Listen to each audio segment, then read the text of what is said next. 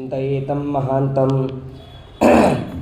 जन्माद्यस्येतोन्मयादितरतश्चार्तेष्वविघ्नस्वराट् तेने ब्रह्महृदायादिकवये मुह्यन्ति यं सूरयः तेजो वारिमृदां यथा विनिमयो यत्र त्रिसर्गो मृषा धाम्ना स्वेन सदा निरस्तकुहकं सत्यं परं धीमहि यस्या कटाक्षमात्रेण ब्रह्मरुद्रेन्द्रपूर्वकाः सुरास्वीयपदान्यापुः सा लक्ष्मीर्मे प्रसीदतु बुद्धिर्बलं यशोधैर्यं निर्भयत्वमरोगताः अजाड्यं वाक्पटुत्वं च हनुमत्स्मरणात् भवेत्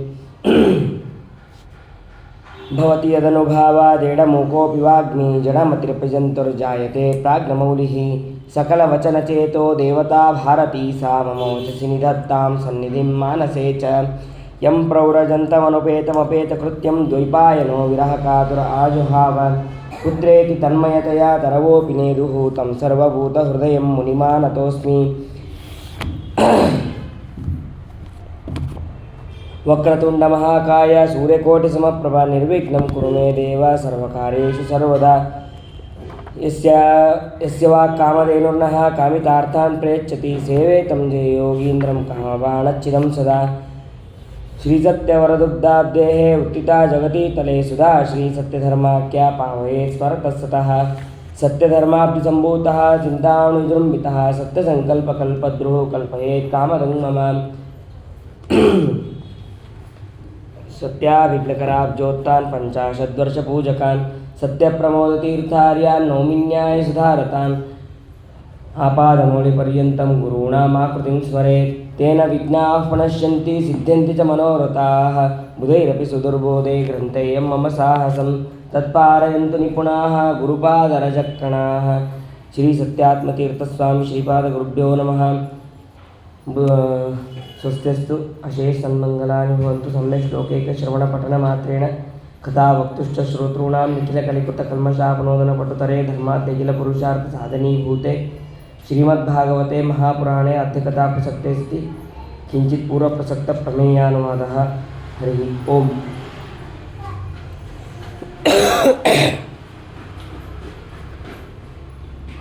ನಿನ್ನೆಯ ದಿನ ಭಗವಂತನ ದಿವ್ಯವಾದಂತಹ ಅಣು ರೂಪಗಳಲ್ಲೂ ಭಗವಂತ ಹೇಗಿದ್ದಾನೆ, ಒಂದೊಂದು ಪರ್ವತ ಇರ್ಬೋದು, ನದಿ ಇರ್ಬೋದು, ಅದೆಲ್ಲವನ್ನೂ ಕೂಡ ಆ ಪಂಚಮಸ್ಕಂದದಲ್ಲಿ ತಿಳಿಸಿದಂತಹ ವಿಷಯಗಳನ್ನು ಸಂಕ್ಷೇಪವಾಗಿ ನಾವು ತಿಳಿದಿದ್ದೇವೆ. ಆ ಪ್ರಿಯವರತರಾಜನಿಗೆ ಅನುಗ್ರಹ ಮಾಡಿದ್ದು ತಾನೇ ಋಷಭನಾಮಕನಾಗಿ ಎಲ್ಲರಿಗೂ ಉಪದೇಶ ಮಾಡಿದಂತಹ ರೀತಿ ಅದೆಲ್ಲವನ್ನು ಕೂಡ ನಿನ್ನೆ ದಿನ ತಿಳಿದ್ವಿ. ಅದಾದ ಮೇಲೆ ಬೇರೆ ಬೇರೆ ಲೋಕಗಳನ್ನ ಹೇಳೋದ್ರ ಜೊತೆಗೆ ನರಕದ ವರ್ಣನೆಯನ್ನು ಕೂಡ ಅಲ್ಲಿ ಮಾಡಿದ್ರು. ಆ ನರಕದ ವರ್ಣನೆ ಪರಿಹಾರ ಹೇಗೆ ಅಂತಂದಾಗ ಅದಕ್ಕೆ ಶುಕಾಚಾರ್ಯರು ಒಂದು ಚರಿತ್ರೆಯನ್ನು ಕೂಡ ಹೇಳಿದರು. ಅದು ಯಾವುದು ಅಂತಂದರೆ ಅಜಾಮಿಳನ ಕಥೆ. ಅಜಾಮಿಳನ ಕಥೆಯನ್ನು ನಿನ್ನೆ ದಿನ ತಿಳಿದ್ವಿ.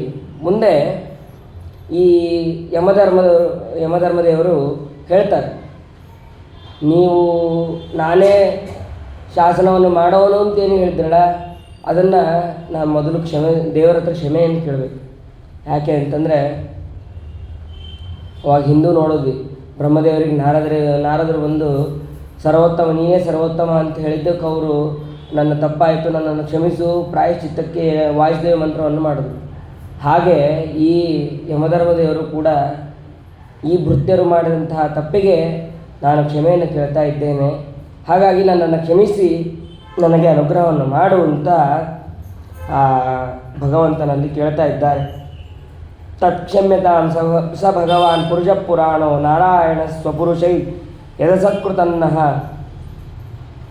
ಸ್ವಾನಾಮಹೋ ನ ವಿದುಷಾಂ ರಚಿತಾಂಜಲೀನಾಂ ಶಾಂತಿರ್ವರೀಯಸಿ ನಮ ಪುರುಷಾಯ ಭೂಮ್ನೆ. ಭಗವಂತನ ನಾಮಸ್ಮರಣೆಯನ್ನು ಮಾಡೋದ್ರಿಂದ ಎಲ್ಲ ರೀತಿಯಾದಂತಹ ಪಾಪ ಅಂತನೋ ಪರಿಹಾರ ಆಗತ್ತೆ ಅಂತನ್ನೋದು ಎಷ್ಟು ಸತ್ಯನೋ, ಆದರೆ ಕೇವಲ ನಾವು ಹೆಂಗೆ ಬೇಕೋ ಹಾಗೆ ಭಗವಂತನ ಹೆಸರು ಹೇಳಿದ್ರೆ ಅದು ಪಾಪಗಳ ಪರಿಹಾರ ಆಗೋದಿಲ್ಲ ಅಂತನ್ನೋದು ಅಷ್ಟೇ ಸತ್ಯ. ಭಕ್ತಿಯಿಂದ ಹೇಳಬೇಕು ಅಂತ ಅನ್ನೋದನ್ನು ಅದಕ್ಕೆ ಶ್ರೀಮದಾಚಾರ್ಯರು ತಿಳಿಸಿದ್ರು. ಇಲ್ಲಿ ನಾವು ಒಂದು ಗಮನಿಸಬೇಕಾದ ಅಂಶ ಏನು ಅಂತಂದರೆ, ಭಗವಂತನ ನಾಮ ಬೇರೆ ಯಜ್ಞಗಳು ಎಷ್ಟೇ ಮಾಡಬಹುದು, ಎಷ್ಟೇ ಮಾಡಿದ್ರು ಅದೆಲ್ಲ ಈ ಕಲಿಯುಗದಲ್ಲಿ ಕಲೋ ಕೇಶವ ಕೀರ್ತನ ಅಂತ ಹೇಳಿ ಆ ಪದ್ಮಪುರಾಣದಲ್ಲಿ ಹೇಳ್ತಾರೆ. ಹಾಗೆ ಆ ಭಗವಂತನ ನಾಮಸ್ಮರಣೆಯನ್ನು ಮಾಡಿದ್ರೆ ಸಾಕು ಎಲ್ಲ ರೀತಿಯಾದಂತಹ ಪಾಪಗಳ ಪರಿಹಾರ ಆಗತ್ತೆ ಅಂತ ಅನ್ನೋದು ನಿಜ, 100ಕ್ಕೆ 100 ಸತ್ಯ. ಆದರೆ ಭಕ್ತಿ ಇಲ್ಲ ಅಂತಂದರೆ ಮಾತ್ರ ನಾವು ಎಷ್ಟು 100 ಸತಿ ಅಲ್ಲ 1000 ಸತಿ ಆ ಭಗವಂತನನ್ನು ನಾಮಸ್ಮರಣೆ ಮಾಡಿದ್ರು ಅದು ಪಾಪ ಪರಿಹಾರ ಆಗಲ್ಲ, ನಮಗೆ ಮೋಕ್ಷಕ್ಕೆ ಕಾರಣ ಆಗಲ್ಲ. ಅದನ್ನು ಕೂಡ ನಾವು ಸರಿಯಾಗಿ ತಿಳ್ಕೋಬೇಕು ಅಂತ ಯಮಧರ್ಮ ತನ್ನ ಭೃತ್ಯರಿಗೆ ಹೇಳುವಂತಹ ಮಾತನ್ನು ಹೇಳ್ತಾನೆ. ಅದಾದ ಮೇಲೆ ಶುಕಾಚಾರ್ಯರು ಪರೀಕ್ಷಿತ ರಾಜನಿಗೆ ಹೇಳ್ತಾರೆ, ಈ ಕಥೆಯನ್ನು ನನಗೆ ಯಾರು ಹೇಳಿದ್ರು ಗೊತ್ತಾ ನಿನಗೆ ಅಂತ ಹೇಳಿ,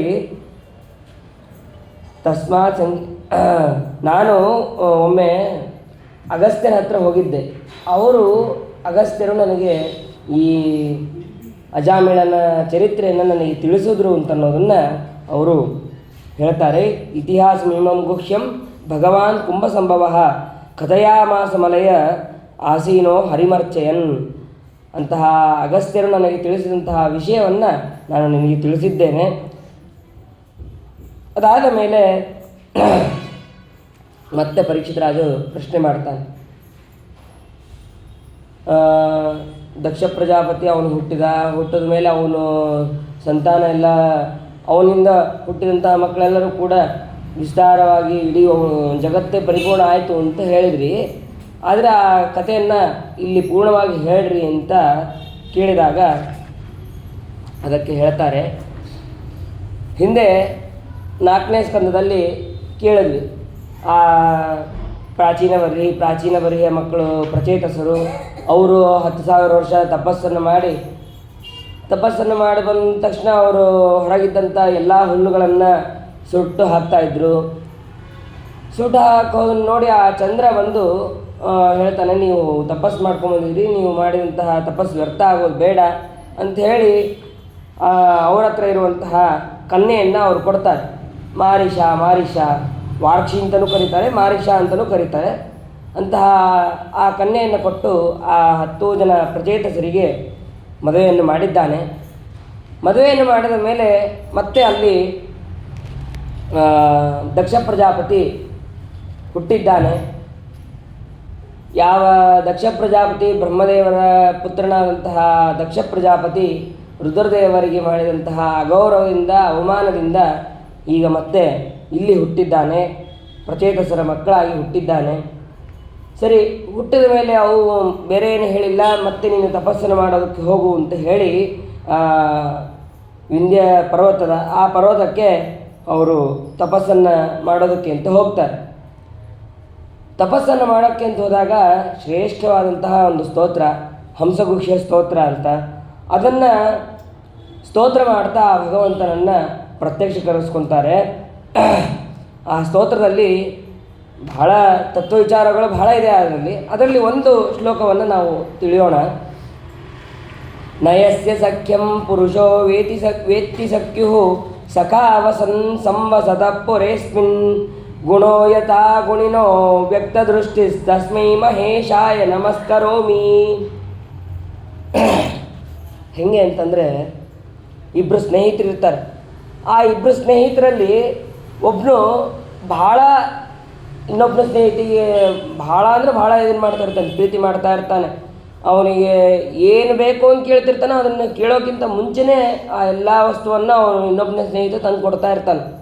ಆದರೆ ತಂದು ಕೊಟ್ಟಿದ್ದು ಅವನಿಗೆ ಗೊತ್ತಾದರೂ ಕೂಡ ಆ ಸ್ನೇಹಿತ ಹೇಳ್ತಾ ಇರ್ತಾನೆ, ಇವನೇನು ನನಗೆ ಪ್ರೀತಿನೇ ಮಾಡೋದಿಲ್ಲ, ನಾನು ಮಾತ್ರ ಇವನ ಜೊತೆ ಯಾವಾಗಲೂ ಇರ್ತೀನಿ, ಆದರೆ ನಾನು ಪ್ರೀತಿನೇ ಮಾಡೋದಿಲ್ಲ ಅಂತ ಅನ್ನಿಸ್ತಾ ಇರ್ತದೆ ಅವನಿಗೆ.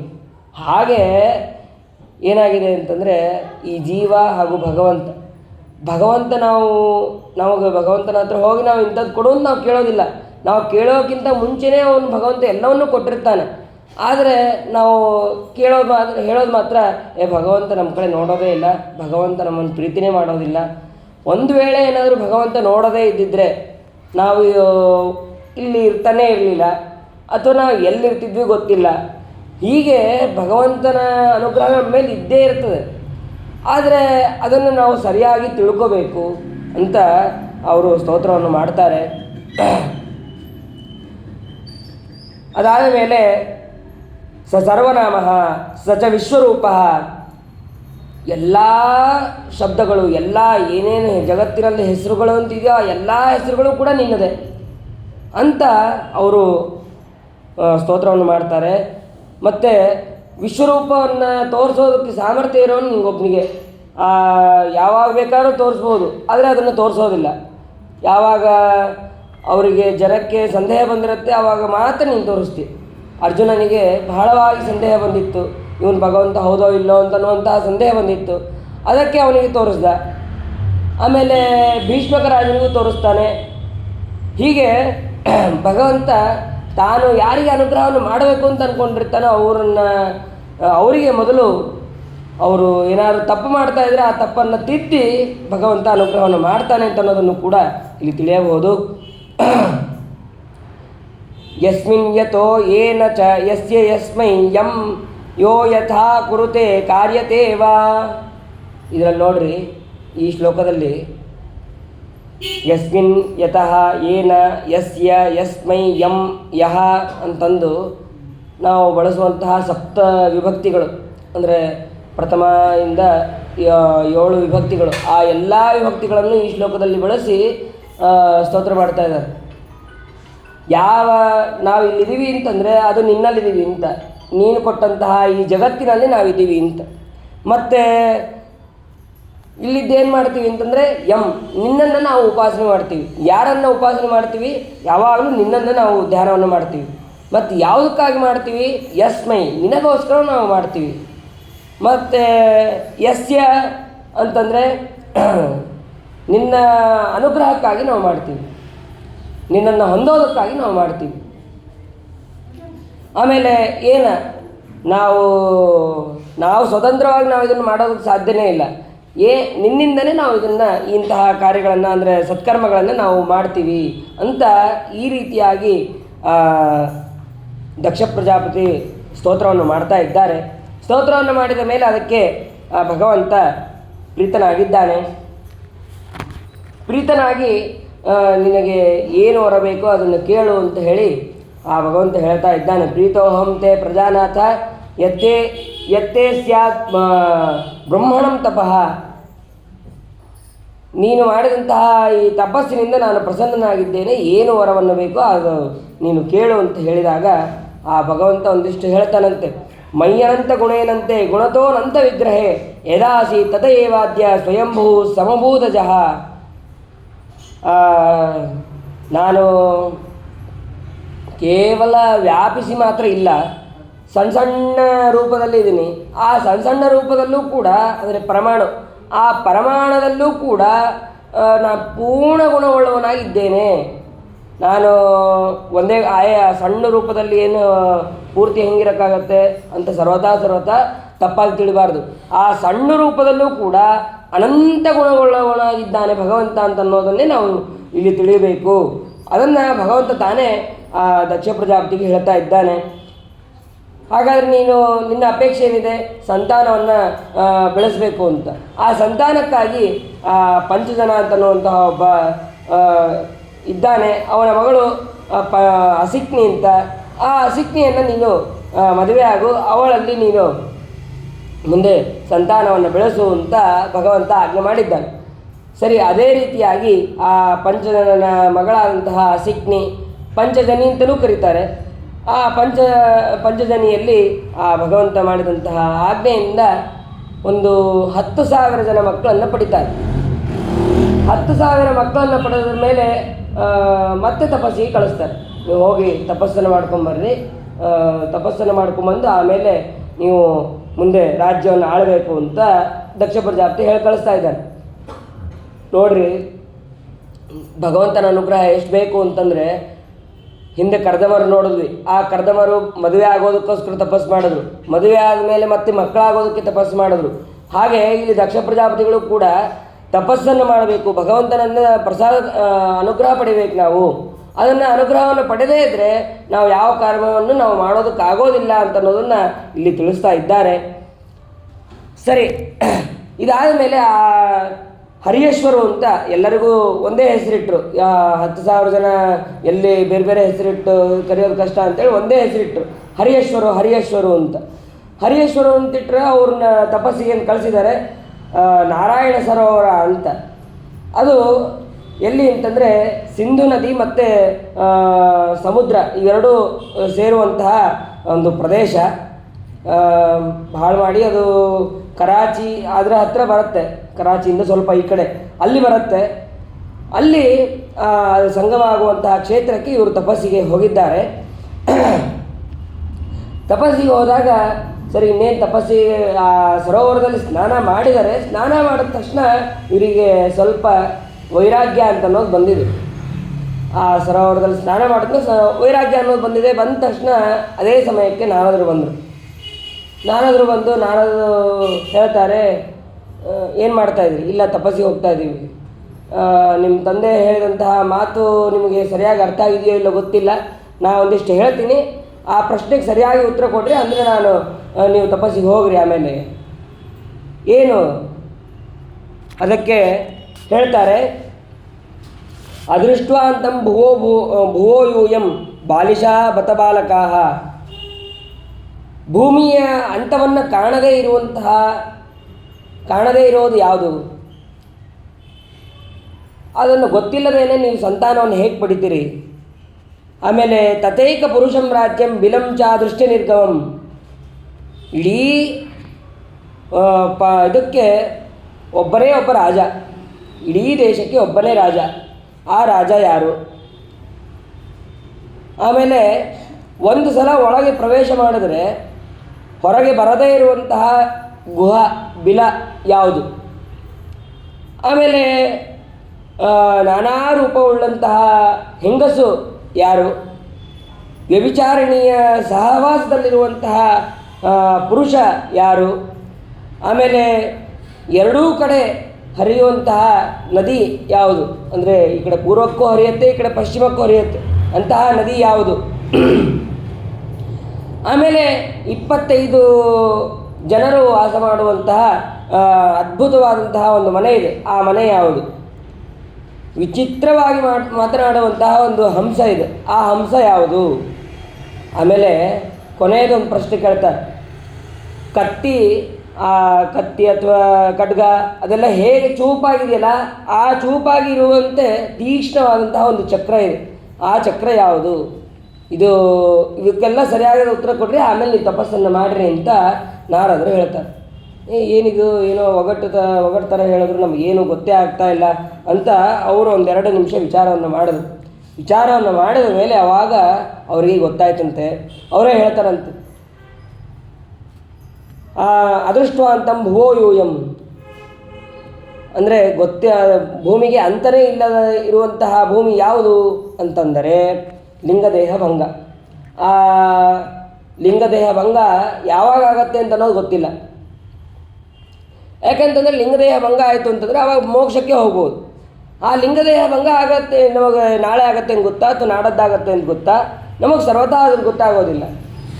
ಇನ್ನು ತಥೈಕ ಪುರುಷಂ ರಾಜ್ಯಂ, ಇಡೀ ಒಬ್ಬನೇ ಒಬ್ಬ ಪುರುಷ ಇರುವಂತಹ ರಾಜ್ಯ ಯಾವುದು ಅಂತಂದರೆ ಇಡೀ ಪ್ರಪಂಚ. ಆ ಪ್ರಪಂಚಕ್ಕೆ ಭಗವಂತ ಒಬ್ಬನೇ ಒಬ್ಬ ರಾಜ.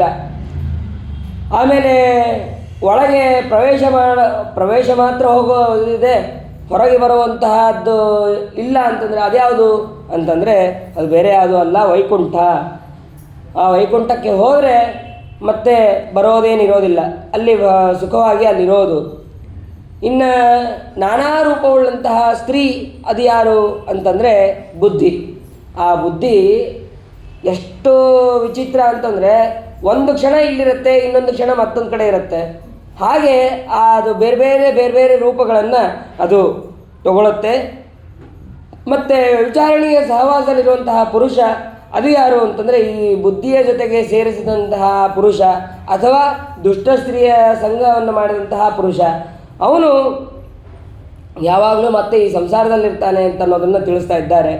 ಮತ್ತು ಎರಡೂ ಕಡೆಗೆ ಹರಿಯುವಂತಹ ನದಿ, ಈ ಕಡೆ ಪೂರ್ವಕ್ಕೆ ಪಶ್ಚಿಮಕ್ಕೆ ಹರಿಯುವಂತಹ ನದಿ ಯಾವುದು ಅಂತಂದರೆ ಅದು ಬೇರೆ ಯಾವುದೂ ಅಲ್ಲ, ಜನನ ಮರಣ ಅಥವಾ ಸೃಷ್ಟಿ ಪ್ರಳಯ. ಇದು ಎರಡೂ ಸಮವಾಗಿ ಹರಿತಾ ಇರ್ತದೆ. ಈ ಕಡೆ ಹುಡ್ತಾ ಇರ್ತಾರೆ, ಈ ಕಡೆ ಸಾಯ್ತಾ ಇರ್ತಾರೆ, ಎರಡೂ ಕೂಡ ಒಟ್ಟಿಗೆ ಆಗ್ತಾ ಇರುತ್ತೆ ಅಂತ ಅನ್ನೋದನ್ನು ತಿಳಿಸ್ತಾರೆ. ಅದಾದ ಮೇಲೆ 25 ಜನರು ವಾಸ ಮಾಡುವಂತಹ ಅದ್ಭುತವಾದಂತಹ ಮನೆ ಯಾವುದು ಅಂತಂದರೆ 24 ತತ್ವಗಳು ಮತ್ತು ಭಗವಂತನ ಇರುವಂತಹ ಅದ್ಭುತವಾದಂತಹ ಮನೆ, ಅದನ್ನು ತಿಳಿಸ್ತಾರೆ. ಆಮೇಲೆ ವಿಚಿತ್ರವಾಗಿ ಮಾತನಾಡುವಂತಹ ಹಂಸ, ಅದು ಯಾವುದು? ವೇದಗಳು.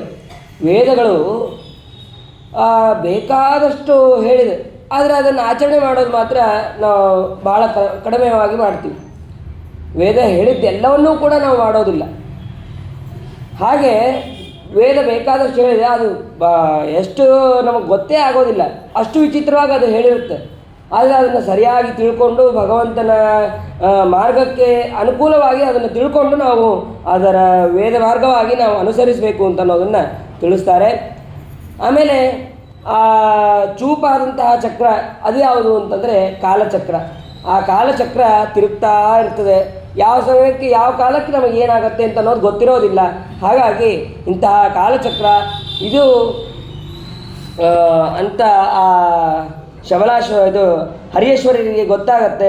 ಗೊತ್ತಾದ ತಕ್ಷಣ ಆಯಿತು, ಹಾಗಾದರೆ ನಾವಪ್ಪ ಈ ರೀತಿಯಾದಂತಹ ಮಾತನ್ನು ಹೇಳಿದ್ದಾನೆ, ಹಾಗಾದರೆ ನಾವು ಭಗವಂತನನ್ನು ಕುರಿತು ತಪಸ್ಸನ್ನು ಮಾಡಬೇಕು ಅಂತ ಹೇಳಿ ಅವರು ಸನ್ಯಾಸಾಶ್ರಮವನ್ನು ಪಡೆದು ಅವರು ಮತ್ತೆ ತಪಸ್ಸನ್ನು ಮಾಡೋದಕ್ಕೆ ಪ್ರಾರಂಭ ಮಾಡಿದ್ರು.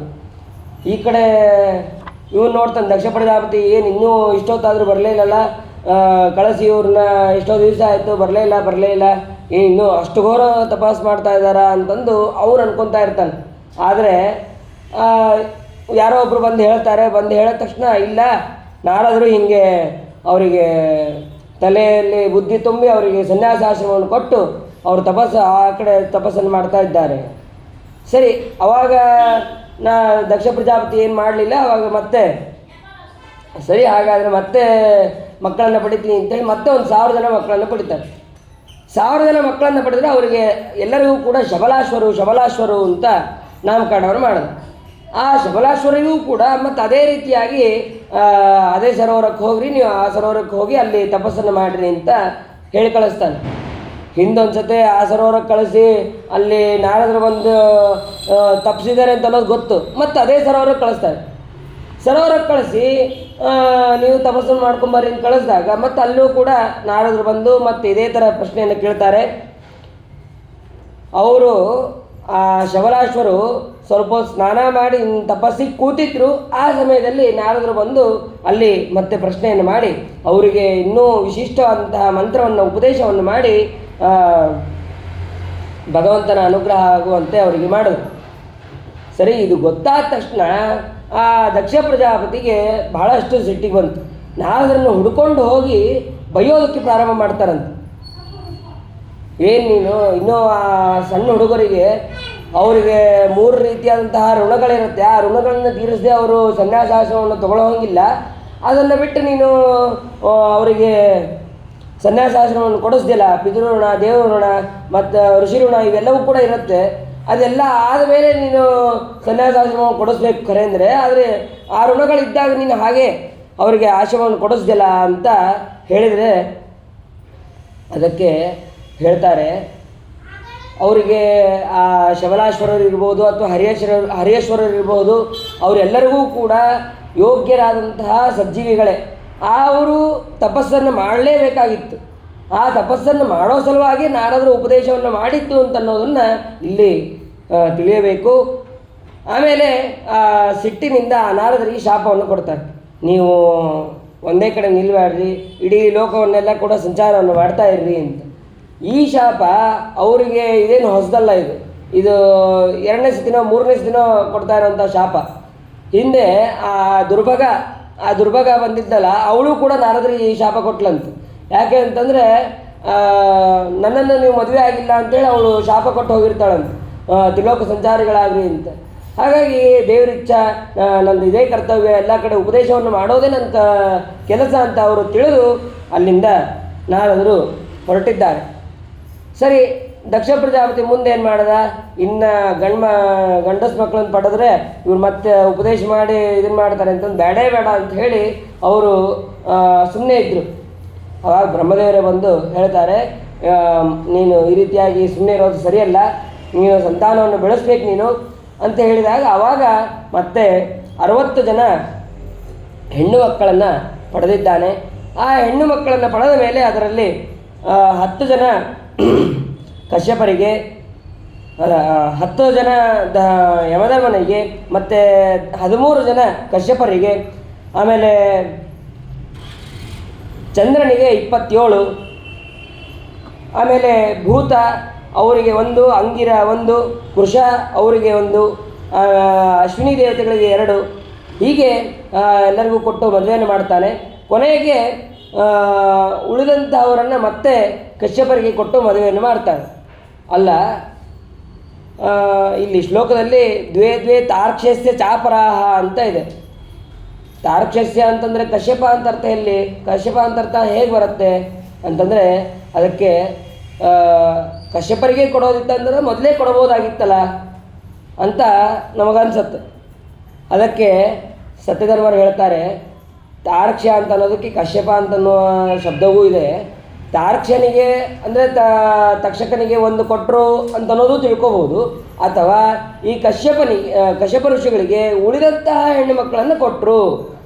ಮೊದಲು 13 ಕೊಟ್ಟಾಗಿತ್ತು, 13 ಕೊಟ್ಟಾದ್ಮೇಲೆ ಇನ್ನು 3 ಉಳಿದವಪ್ಪ, ಇನ್ನು 4 ಉಳಿದವ, ಅದಿಷ್ಟು ನೀನೇ ತಗೋ ಅಂತ ಹೇಳಿ ಆ ಕಶ್ಯಪರಿಗೆ ಕೊಟ್ಟರು. ಹೀಗೆ ಅರ್ಥವನ್ನು ಮಾಡ್ಕೋಬೇಕೇ ಹೊರತು ಅಲ್ಲಿ ಮೊದಲೇ ಕೊಡಬೇಕಾಗಿತ್ತು ಅಂತನ್ನುವಂತಹ ಅರ್ಥ ಏನಿಲ್ಲ ಅಂತಂದು ಅಲ್ಲಿ ತಿಳಿಸ್ತಾರೆ. ಅದಾದ ಮೇಲೆ ಅವರ ವಂಶದಲ್ಲೇ ವಿಸ್ತಾರವಾಗಿ ಅದನ್ನು ಇಲ್ಲಿ ತಿಳಿಸ್ತಾರೆ. ಎಲ್ಲ ದೇವತೆಗಳು, ಆಮೇಲೆ ದೈತ್ಯರು, ದಾನವರು ಎಲ್ಲರೂ ಕೂಡ ಆ ಕಶ್ಯಪರಲ್ಲಿ ಹೀಗೆ ಎಲ್ಲರೂ ಅಲ್ಲಿ ಹುಟ್ಟುತ್ತಾರೆ. ದ್ರೋಣ, ಪ್ರಾಣ, ಧ್ರುವ, ಅರ್ಕ, ಅಗ್ನಿ, ದೋಷ, ವಸ್ತು, ವಿಭಾವಸು ಅಂತ ಅಲ್ಲಿ ಅಷ್ಟವಸುಗಳಾಗ್ತಾರೆ. ಮತ್ತು ಹೀಗೆ ಅನೇಕ ಸಂತಾನವು ಕೂಡ ಅಲ್ಲಿ ಬೆಳೆಯುತ್ತೆ. ಅವರ ಸಂತಾನದಿಂದನೇ ಇಡೀ ಜಗತ್ತು ಅಂತ ಅನ್ನೋದು ಪರಿಪೂರ್ಣ ಆಗತ್ತೆ. ಈ ದಕ್ಷ ಪ್ರಜಾಪತಿಯ ಮತ್ತು ಕಶ್ಯಪ ಮತ್ತು ಈ 13 ಜನ ಮಕ್ಕಳಲ್ಲೇ ಒಬ್ಬರು ದಿತಿಯಲ್ಲಿ ಹುಟ್ಟಿದವನೇ ತ್ವಷ್ಟು. ಆ ತ್ವಷ್ಟೃ ಅಂತ ಅವನು ರಚನಾ ಅಂತನ್ನುವಂತಹ ಹೆಣ್ಣನ್ನು ಮದುವೆ ಆಗಿರ್ತಾನೆ. ರಚನಾ ಇವಳು ದೈತ್ಯರ ಹುಡುಗಿ, ಆದರೆ ಇವನು ತ್ವಷ್ಟೃ ಮಾತ್ರ ಅವನು ಬ್ರಾಹ್ಮಣ. ಅವಳನ್ನು ಅಲ್ಲಿ ಮದುವೆ ಆಗಿರ್ತಾನೆ. ಮದುವೆ ಆದ ಮೇಲೆ ಅಲ್ಲಿ ಹುಟ್ಟಿದವನೇ ವಿಶ್ವರೂಪಾಚಾರ್ಯರು. ಈ ವಿಶ್ವರೂಪಾಚಾರ್ಯನ ಇಂದ್ರ ತನ್ನ ಗುರುಗಳನ್ನಾಗಿ ಮಾಡಿಕೊಂಡು ಯುದ್ಧದಲ್ಲಿ ಗೆಲ್ತಾನೆ ಅಂತ ಈ ರೀತಿಯಾಗಿ ಹೇಳ್ತಾರೆ. ಹೇಳಿದ ಮೇಲೆ ಆವಾಗ ಮತ್ತೆ ಪರೀಕ್ಷಿತ ರಾಜ ಕೇಳ್ತಾರೆ, ಯಸ್ಯ ಹೇತೋ ಪರಿತ್ಯಕ್ತ್ಯ ಆಚಾರ್ಯೇಣಾತ್ಮನ ಸುರ ಏತದಾಚಕ್ಷ ಭಗವಾನ್ ಶಿಷ್ಯಾಣ ಅಕ್ರಮಂ ಗುರೋಹೋ. ಯಾವ ಕಾರಣದಿಂದ ಇಂದ್ರನಿಗೆ ತಮ್ಮ ಗುರುಗಳಾದಂತಹ ಬೃಹಸ್ಪತ್ಯಾಚಾರ್ಯರು ಬಿಡೋ ಹಾಗಾಯಿತು, ಮತ್ತು ದೇವತೆಗಳಿಗೆ ಮತ್ತು ದೈತ್ಯರಿಗೆ ಯುದ್ಧ ಯಾಕಾಯಿತು ಅದನ್ನು ಹೇಳ್ರಿ ಅಂತಂದಾಗ ಅದಕ್ಕೆ ಹೇಳ್ತಾರೆ, ಒಂದು ಸಲ ಇಂದ್ರ ತಾನು ತನ್ನ ಸಭೆಯಲ್ಲಿ ಕೂತಿರ್ತಾನೆ, ಸಿಂಹಾಸನದಲ್ಲಿ ಕೂತಿರ್ತಾನೆ. ಸಿಂಹಾಸನದಲ್ಲಿ ಕೂತಾಗ ಬೃಹಸ್ಪತ್ಯಾಚಾರ್ಯ ಬರ್ತಾರೆ. ಬಂದಾಗ ಇವನು ಎದ್ದು ನಿಂತು ಗೌರವವನ್ನು ಮಾಡೋದಿಲ್ಲ.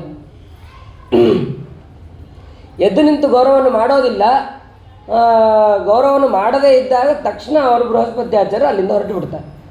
ಅವರು ಹೊರಟಿದ್ದಾರೆ, ಇವನಿಗೆ ಫ್ಲ್ಯಾಶ್ ಆಯಿತು, ಅಯ್ಯೋ ನಾನು ಗುರುಗಳಿಗೆ ಎದ್ದು ನಿಂತು ಗೌರವವನ್ನು ಮಾಡಲಿಲ್ಲ, ನನ್ನ ತಪ್ಪಾಯಿತು ಅಂತಂದು ತಕ್ಷಣ ಬೃಹಸ್ಪತ್ಯಾಚಾರ್ಯರನ್ನು ಹುಡುಕೋದಕ್ಕೆ ಅಂತ ಹೋಗ್ತಾನೆ. ಎಲ್ಲಿ ನೋಡಿದ್ರು ಸಿಗೋದೇ ಇಲ್ಲ. ಸರಿ, ಇನ್ನು ಅವ್ರ ಮನೆ ಎಲ್ಲಿರುತ್ತೆ ಅಲ್ಲಿ ಹೋಗಿ ನೋಡ್ತಾನೆ. ಅಲ್ಲಿ ಹೋಗಿ ನೋಡಿದ್ರು ಆ ಬೃಹಸ್ಪತ್ಯಾಚಾರ್ಯರು ಇವನು ಬಂದ ತಕ್ಷಣ ಅದೃಶ್ಯರಾಗ್ಬಿಡುತ್ತೆ, ಕಾಣದೇ ಇದ್ದಾಗ ಆಗ್ಬಿಡುತ್ತೆ. ಅದಕ್ಕೆ ಯಾವ ರಾಜ ಆಗಲಿ ಯಾರೇ ಆಗಲಿ ತಮ್ಮ ಪುರೋಹಿತರು ಆಚಾರ್ಯರು ಅವರು ಬಂದ ತಕ್ಷಣ ಎದ್ದು ನಿಂತು ಅವ್ರಿಗೆ ಸ್ವಾಗತ ಮಾಡಬೇಕು. ಆ ಸ್ವಾಗತವನ್ನು ಮಾಡದೇ ಇದ್ದರೆ ನಮಗೆ ಯಾವ ರೀತಿಯಾದಂತಹ ಅನರ್ಥ ಆಗುತ್ತೋ ಅದು ಗೊತ್ತಿಲ್ಲ. ಆ ಇಂದ್ರನಿಗೆ ಯಾರೋ ಒಬ್ರು ಹೇಳಿದ್ರಂತೆ, ನೀನು ಭಾರಿ ಚಕ್ರವರ್ತಿ, ನೀನು ಇಡೀ ಸ್ವರ್ಗವನ್ನು ನೋಡ್ಕೊಳ್ಳೋ ನೀನು, ಹಾಗಾಗಿ ನೀನು ಎಲ್ಲರಿಗೂ ಗೌರವವನ್ನು ಕೊಡೋದು ಬೇಡ ಅಂತ ಹಿಂಗೇನೋ ಹೇಳಿದ್ರಂತೆ. ಅದಕ್ಕೆ ಸ್ವಲ್ಪ ಅಹಂಕಾರ ಬಂದಿತ್ತು ಅವನಿಗೆ. ಅಹಂಕಾರ ಬಂದಿತ್ತು, ಹಾಗಾಗಿ ಆ ಬೃಹಸ್ಪತಿ ಆಚಾರ್ಯ ಬಂದಾಗ ಎದ್ದೇಳೋದಿಲ್ಲ ಅವನು. ಅದಕ್ಕೆ ಆ ಮಾಡಿದಂತಹ ಅಗೌರವದಿಂದ ಮತ್ತೆ ಈ ಕಡೆ ಏನಾಯಿತು, ಎಲ್ಲ ದೈತ್ಯರು ಕಾಯ್ತಾ ಇದ್ರು. ಯಾವಾಗ ಬೃಹಸ್ಪತಿ ಆಚಾರ್ಯರು ಅಲ್ಲಿಂದ ಹೊರಟರೋ ತಕ್ಷಣ ಯುದ್ಧಕ್ಕೆ ಬರ್ತಾರೆ. ಯಾಕೆಂದರೆ ಇವರಿಗೆ ತಮ್ಮ ಗುರುಗಳಾದಂತಹ ಶುಕ್ರಾಚಾರ್ಯ ಬಲ ವಿಶೇಷವಾಗಿ, ಯಾಕೆಂದರೆ ನೀವು ಪೂಜೆಯನ್ನು ಮಾಡಿ ಮಾಡಿ ಮಾಡಿ ಅವರು ಗುರುಗಳ ಬಲವನ್ನು ಪಡೆದಿದ್ದಕ್ಕೆ ಹಾಗಾದರೆ ಈಗ ಯುದ್ಧವನ್ನು ಮಾಡೋದಕ್ಕೆ ಸರಿಯಾದ ಸಮಯ ಅಂತ ಹೇಳಿ ಇಂದ್ರನ ಮೇಲೆ ಯುದ್ಧಕ್ಕೆ ಅಂತ ಹೋಗಿದ್ದಾರೆ. ಯುದ್ಧಕ್ಕೆ ಅಂತ ಹೋಗಿ ಅಲ್ಲಿ ಇಂದ್ರನನ್ನು ಸೋಲಿಸಿದ್ದಾರೆ. ಮತ್ತು ಆ ಇಂದ್ರನ ಸಾಮ್ರಾಜ್ಯದಲ್ಲಿರುವಂತಹ ಎಲ್ಲ ಸಂಪತ್ತನ್ನು ಕೂಡ ಅಪಹಾರವನ್ನು ಮಾಡಿದ್ದಾರೆ. ಅದಾದ ಮೇಲೆ ಅಪಹಾರವನ್ನು ಮಾಡಿದ್ದಾರೆ. ಹಾಗಾದರೆ ಏನು ಮಾಡಬೇಕು? ಇಲ್ಲ, ಮತ್ತೆ ಬ್ರಹ್ಮದೇವರ ಹತ್ರ ಹೋಗಿ ಪ್ರಾರ್ಥನೆ ಮಾಡ್ತಾ ಇದ್ದಾರೆ. ಇಲ್ಲ, ಹೀಗಾಗಿದೆ, ಏನು ಮಾಡಬೇಕು? ನಿಮ್ಮದೇ ತಪ್ಪು ಇದು. ಬೃಹಸ್ಪತಿ ಆಚಾರ್ಯ ಬಂದರೆ ನೀವು ಯಾಕೆ ನಿಂತಿಲ್ಲ? ಅವ್ರು ಬಂದಾಗ ಅವರಿಗೆ ಗೌರವವನ್ನು ಕೊಡೋದು ನಿಮ್ಮ ಕರ್ತವ್ಯ, ಅದು ಗೊತ್ತಾಗಲ್ವ ನಿಮಗೆ ಅಂತ ಎಲ್ಲ ಇಂದ್ರಾದಿ ದೇವತೆಗಳಿಗೆ ಬ್ರಹ್ಮದೇವರು ಬೈತಾರೆ. ಬೈದ ಮೇಲೆ ಸರಿ, ಹಾಗಾದರೆ ಏನು ಮಾಡಬೇಕೀಗ? ಇಲ್ಲ, ನೀವು ವಿಶ್ವರೂಪಾಚಾರ್ಯರು ಅಂತಿದ್ದಾರೆ, ಅವರ ಹತ್ರ ಹೋಗಿ ನೀವು ಅವರನ್ನು ಸದ್ಯಕ್ಕೆ ನೀವು ಗುರುಗಳು ಅಂತ ಮಾಡಿಕೊಳ್ರಿ. ಅದಕ್ಕೆ ಸರಿ ಆಯಿತು ಅಂತ ವಿಶ್ವರೂಪಾಚಾರ್ಯ ಹತ್ರ ಹೋಗ್ತಾರೆ. ವಿಶ್ವರೂಪಾಚಾರ್ಯ ಹತ್ರ ಹೋದ ತಕ್ಷಣ ಅವರು ದೇವತೆಗಳೆಲ್ಲರೂ ಹೋಗಿ ಸ್ತೋತ್ರ ಮಾಡ್ತಾರೆ ಆ ವಿಶ್ವರೂಪಾಚಾರ್ಯನ. ನಿಮಗೆ ಒಳ್ಳೆಯದಾಗಲಿ, ನಿಮಗೆ ಮಂಗಳಕರವಾಗಲಿ, ನಿಮ್ಮಿಂದ ನಮಗೆ ಸಹಾಯ ಆಗಬೇಕಾಗಿದೆ ಅಂತಂದರೆ ಅವರನ್ನು ಮೊದಲು ಒಂದಿಷ್ಟು ಪುಷ್ ಮಾಡಬೇಕು, ಹೊಗಳಬೇಕು. ಹಾಗೆ ಈ ಇಂದ್ರಾದಿ ದೇವತೆಗಳು ಕೂಡ ಎಲ್ಲ ಹೇಳಿದ್ದಾರೆ. ಹೇಳಿದ ಮೇಲೆ ಯಾವ ರೀತಿಯಾಗಿ ಮಗನ ಕರ್ತವ್ಯ ತಂದೆಯನ್ನು ರಕ್ಷಣೆ ಮಾಡೋದು ಹೇಗೋ ಹಾಗೆ ನಿಮ್ಮ ತಂದೆಯಾದಂತಹ ತ್ವಷ್ಟೃ, ಆ ತ್ವಷ್ಟೃ ಅವನು ದೇವತೆ, ಆ ದೇವತೆಗಳ ಸಂಬಂಧಿಗಳಾದಂತಹ ನಮಗೆ ನೀವು ಒಂದು ಸಹಾಯವನ್ನು ಮಾಡಬೇಕು ಅಂತನ್ನುವಂತೆ ಇಂದ್ರಾದಿ ದೇವತೆಗಳೆಲ್ಲರೂ ಕೂಡ ಪ್ರಾರ್ಥನೆ ಮಾಡ್ತಾ ಇದ್ದಾರೆ. ಸರಿ ಆಯಿತು, ಹಾಗಾದರೆ ಅವಶ್ಯ ನಾನು ಅನುಗ್ರಹವನ್ನು ಮಾಡ್ತೀನಿ ಅಂತ ಹೇಳಿ ಆ ವಿಶ್ವರೂಪಾಚಾರ್ಯರು ನಾರಾಯಣ ಕವಚವನ್ನು ಅವರು ಉಪದೇಶವನ್ನು ಮಾಡ್ತಾರೆ. ಅದನ್ನು ಅವರು ಮೊದಲು ಸರಿಯಾಗಿ ಅದನ್ನು ಕವಚವನ್ನು ಧಾರಣೆ ಮಾಡಿದರು. ಆ ಧಾರಣೆ ಮಾಡಿದಂತಹ ಮಂತ್ರವನ್ನು ಅವರಿಗೂ ಕೂಡ ಉಪದೇಶವನ್ನು ಮಾಡ್ತಾರೆ. ಆ ನಾರಾಯಣ ಕವಚದಲ್ಲಿ ಯಾವ ಯಾವ ಕಾಲದಲ್ಲಿ ಭಗವಂತ ರಕ್ಷಣೆ ಮಾಡ್ತಾನೆ ಅಂತ ಅನ್ನೋದು ವಿಸ್ತಾರವಾಗಿದೆ. ಅದಕ್ಕೆ ಶುದ್ಧವಾಗಿ ಆಚಮನಾದಿಗಳನ್ನು ಮಾಡಿಕೊಂಡು ಉತ್ತರ ದಿಕ್ಕಿಗೆ ತಿರುಗಿ ನಾವು ಆ ಸ್ತೋತ್ರವನ್ನು ಹೇಳಬೇಕು.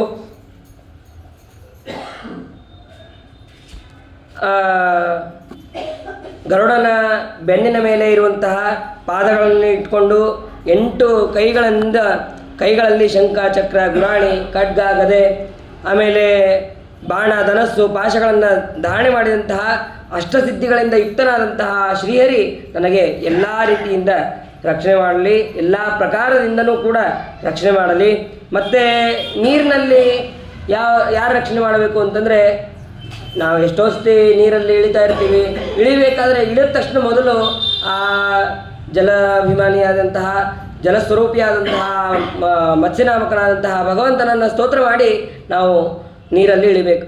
ನೀರಲ್ಲಿ ಇಳಿದು ನಮಗೆ ಈ ನೀರಿನಿಂದ ಆಪತ್ತು ಬರದೇ ಇರೋ ಹಾಗೆ ನಮ್ಮನ್ನು ರಕ್ಷಣೆ ಮಾಡು. ಮತ್ತು ನೀರಿಗೆ ಇಳಿದಾಗ ಇನ್ನೊಂದು ಭಯ, ಯಾವಾಗ ವರುಣ ನಮ್ಮನ್ನು ಪಾಶ ಹಾಕಿ ಎಳಿತಾನೋ ಗೊತ್ತಿಲ್ಲ. ಆ ವರುಣೋಪಾಸದಿಂದನೂ ಕೂಡ ನಮ್ಮನ್ನು ನೀನು ರಕ್ಷಣೆ ಮಾಡು. ಮತ್ತು ವಾಮನ, ಅವನು ನಾವು ಬೇಕಾದಷ್ಟು ಆ ಭೂಮಿ ಮೇಲೆ ನಿಲ್ತಾ ಇರ್ತೀವಿ, ನಿಂತು ಏನು ಕೆಲಸ ಮಾಡ್ತಿರ್ತೀವೋ ಗೊತ್ತಿಲ್ಲ, ಆವಾಗ ಆ ವಾಮನ ನಮ್ಮನ್ನು ರಕ್ಷಣೆ ಮಾಡಲಿ. ಆಮೇಲೆ ಇಡೀ ವ್ಯಾಪ್ತರೂಪಿಯಾದಂತಹ ತ್ರಿವಿಕ್ರಮ, ಆ ತ್ರಿವಿಕ್ರಮ ಆಕಾಶದಲ್ಲಿ ಸಂಚಾರ ಮಾಡಬೇಕಾದ್ರೆ, ಅಂದರೆ ಈಗ ವಿಮಾನ ಮಾರ್ಗದಲ್ಲಿ ಹೋಗಬೇಕಾದ್ರೆ ಆ ಭಗವಂತ ರಕ್ಷಣೆಯನ್ನು ಮಾಡಲಿ. ಆಮೇಲೆ ದುರ್ಗಮವಾದಂತಹ ಅರಣ್ಯ, ಆ ಅರಣ್ಯದಲ್ಲಿ ಎಲ್ಲ ಕಡೆ ಈ ಎಲ್ಲನೂ ಕಡೆ ಆಗಿದೆ. ಅದು ಘೋರ ಅರಣ್ಯ, ಅದು ಇದೊಂಥರ ಅರಣ್ಯ. ಯಾಕಂತಂದರೆ ಈ ಜಂಜಾಟ ಇದರಿಂದ ನಮ್ಮನ್ನು ಆ ಭಗವಂತ ಈ ಘೋರವಾದಂತಹ ಅರಣ್ಯಗಳಲ್ಲಿ ನರಸಿಂಹ ರೂಪಿಯಾದಂತಹ ಹಿರಣ್ಯಕಶಿಪುವಿನ ಸಂಹಾರ ಮಾಡಿದಂತಹ ನರಸಿಂಹ ರೂಪಿಯಾದಂತಹ ಪರಮಾತ್ಮ ನಮ್ಮನ್ನು ರಕ್ಷಣೆ ಮಾಡಲಿ. ಆಮೇಲೆ ಈ ನರಸಿಂಹದೇವರ ಆ ಧ್ವನಿಯಿಂದ ಎಲ್ಲ ದೈತ್ಯ ಸ್ತ್ರೀಯರ ಗರ್ಭಪಾತವೇ ಆಗಿ ಹೋಯ್ತಂತೆ, ಅಷ್ಟು ನರಸಿಂಹದೇವರ ಪ್ರತಿಧ್ವನಿ ಆಗಿತ್ತು ಅಂತ ಅನ್ನೋದನ್ನು ಹೇಳ್ತಾರೆ. ಆಮೇಲೆ ಆ ಯಜ್ಞವರಾಹ ಅವನು ನನ್ನ ಮಾರ್ಗ ಮಧ್ಯದಲ್ಲಿ ಅವನು ರಕ್ಷಣೆ ಮಾಡಲಿ. ಮತ್ತು ಪರ್ವತ ಶಿಖರಗಳಲ್ಲಿ ಆ ಪರಶುರಾಮ ದೇವರು ನಮ್ಮನ್ನು ರಕ್ಷಣೆ ಮಾಡಲಿ. ಆಮೇಲೆ ಪ್ರವಾಸ ಸಮಯದಲ್ಲಿ ಲಕ್ಷ್ಮಣ ಸಹಿತನಾದಂತಹ ಆ ಶ್ರೀರಾಮ ನಮ್ಮನ್ನು ರಕ್ಷಣೆ ಮಾಡಲಿ. ಆಮೇಲೆ ಭಯಂಕರ ಧನುರ್ಧಾರಿಯಾದಂತಹ ನಾರಾಯಣ ನನ್ನನ್ನು ಎಲ್ಲ ರೀತಿಯಾದಂತಹ ಪ್ರಮಾದಗಳಿಂದ ನಮ್ಮನ್ನು ಆಪತ್ತುಗಳಿಂದ ರಕ್ಷಣೆ ಮಾಡಲಿ. ಆಮೇಲೆ ನರಾಂತರ್ಗತನಾದಂತಹ ಭಗವಂತ ಉನ್ಮಾದ, ಏನು ಜೋರಾಗಿ ನಗೋದು, ಏನೋ ಒಂದು ಸಣ್ಣ ಕಾರಣ, ಆ ಸಣ್ಣ ಕಾರಣಕ್ಕೆ ಜೋರಾಗಿ ಗಹಗಹಿಸಿ ನಗೋದು, ಅದರಿಂದ ನಮ್ಮನ್ನು ಆ ನರಾಂತರ್ಗತನಾದಂತಹ ಭಗವಂತ ನಮ್ಮನ್ನು ರಕ್ಷಣೆ ಮಾಡಲಿ.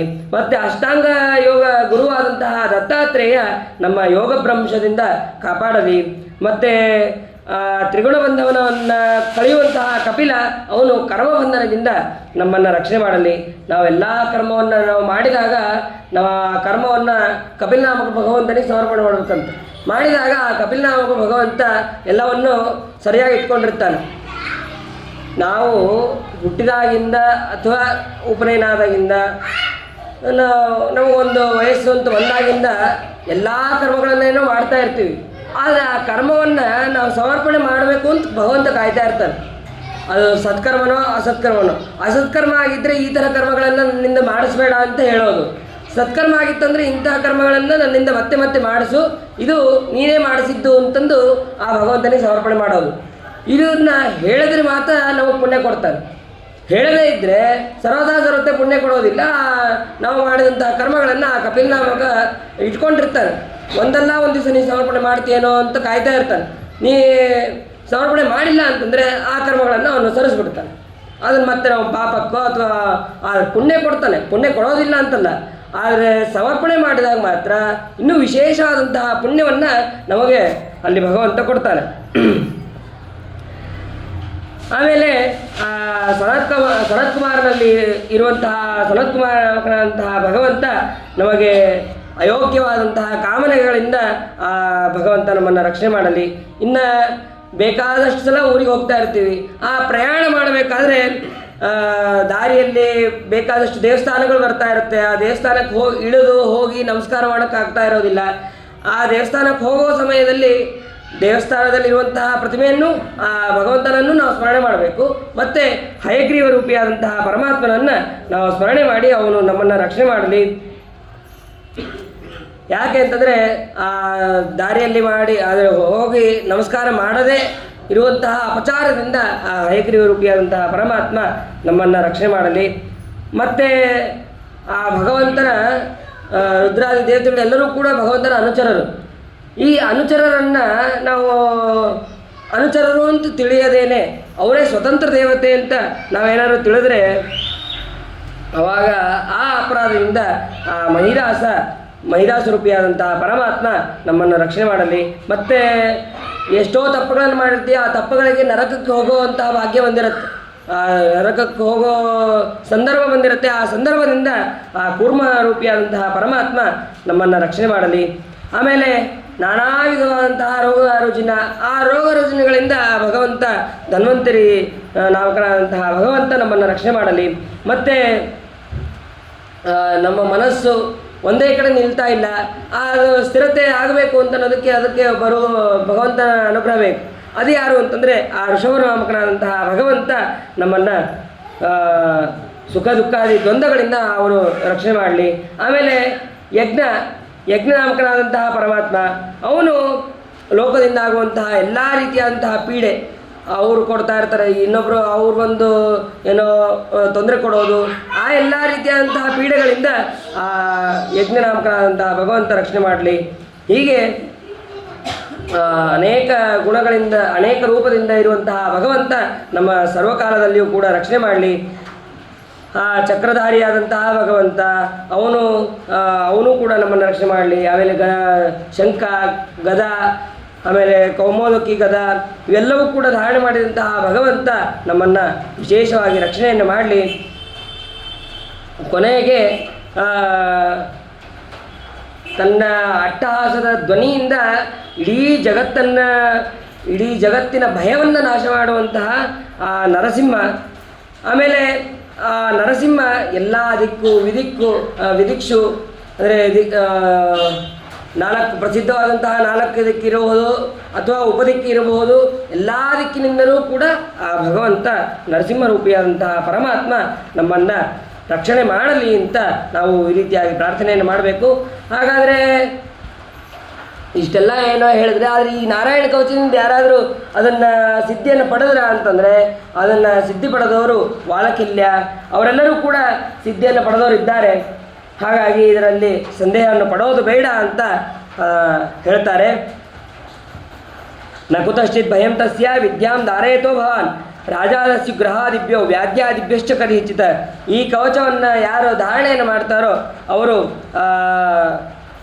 ಅವರಿಗೆ ರಾಜರಾಗಲಿ ಅಥವಾ ಕಳ್ಳರಾಗಲಿ ದುಷ್ಟಗ್ರಹದಿಂದಾಗಲಿ ವ್ಯಾಧಿ ಮುಂತಾದವುಗಳಿಂದ ಯಾವುದರಿಂದಲೂ ಕೂಡ ಭಯ ಅಂತ ಅನ್ನೋದು ಇರೋದಿಲ್ಲ ಅಂತ ಇಲ್ಲಿ ತಿಳಿಸ್ತಾರೆ.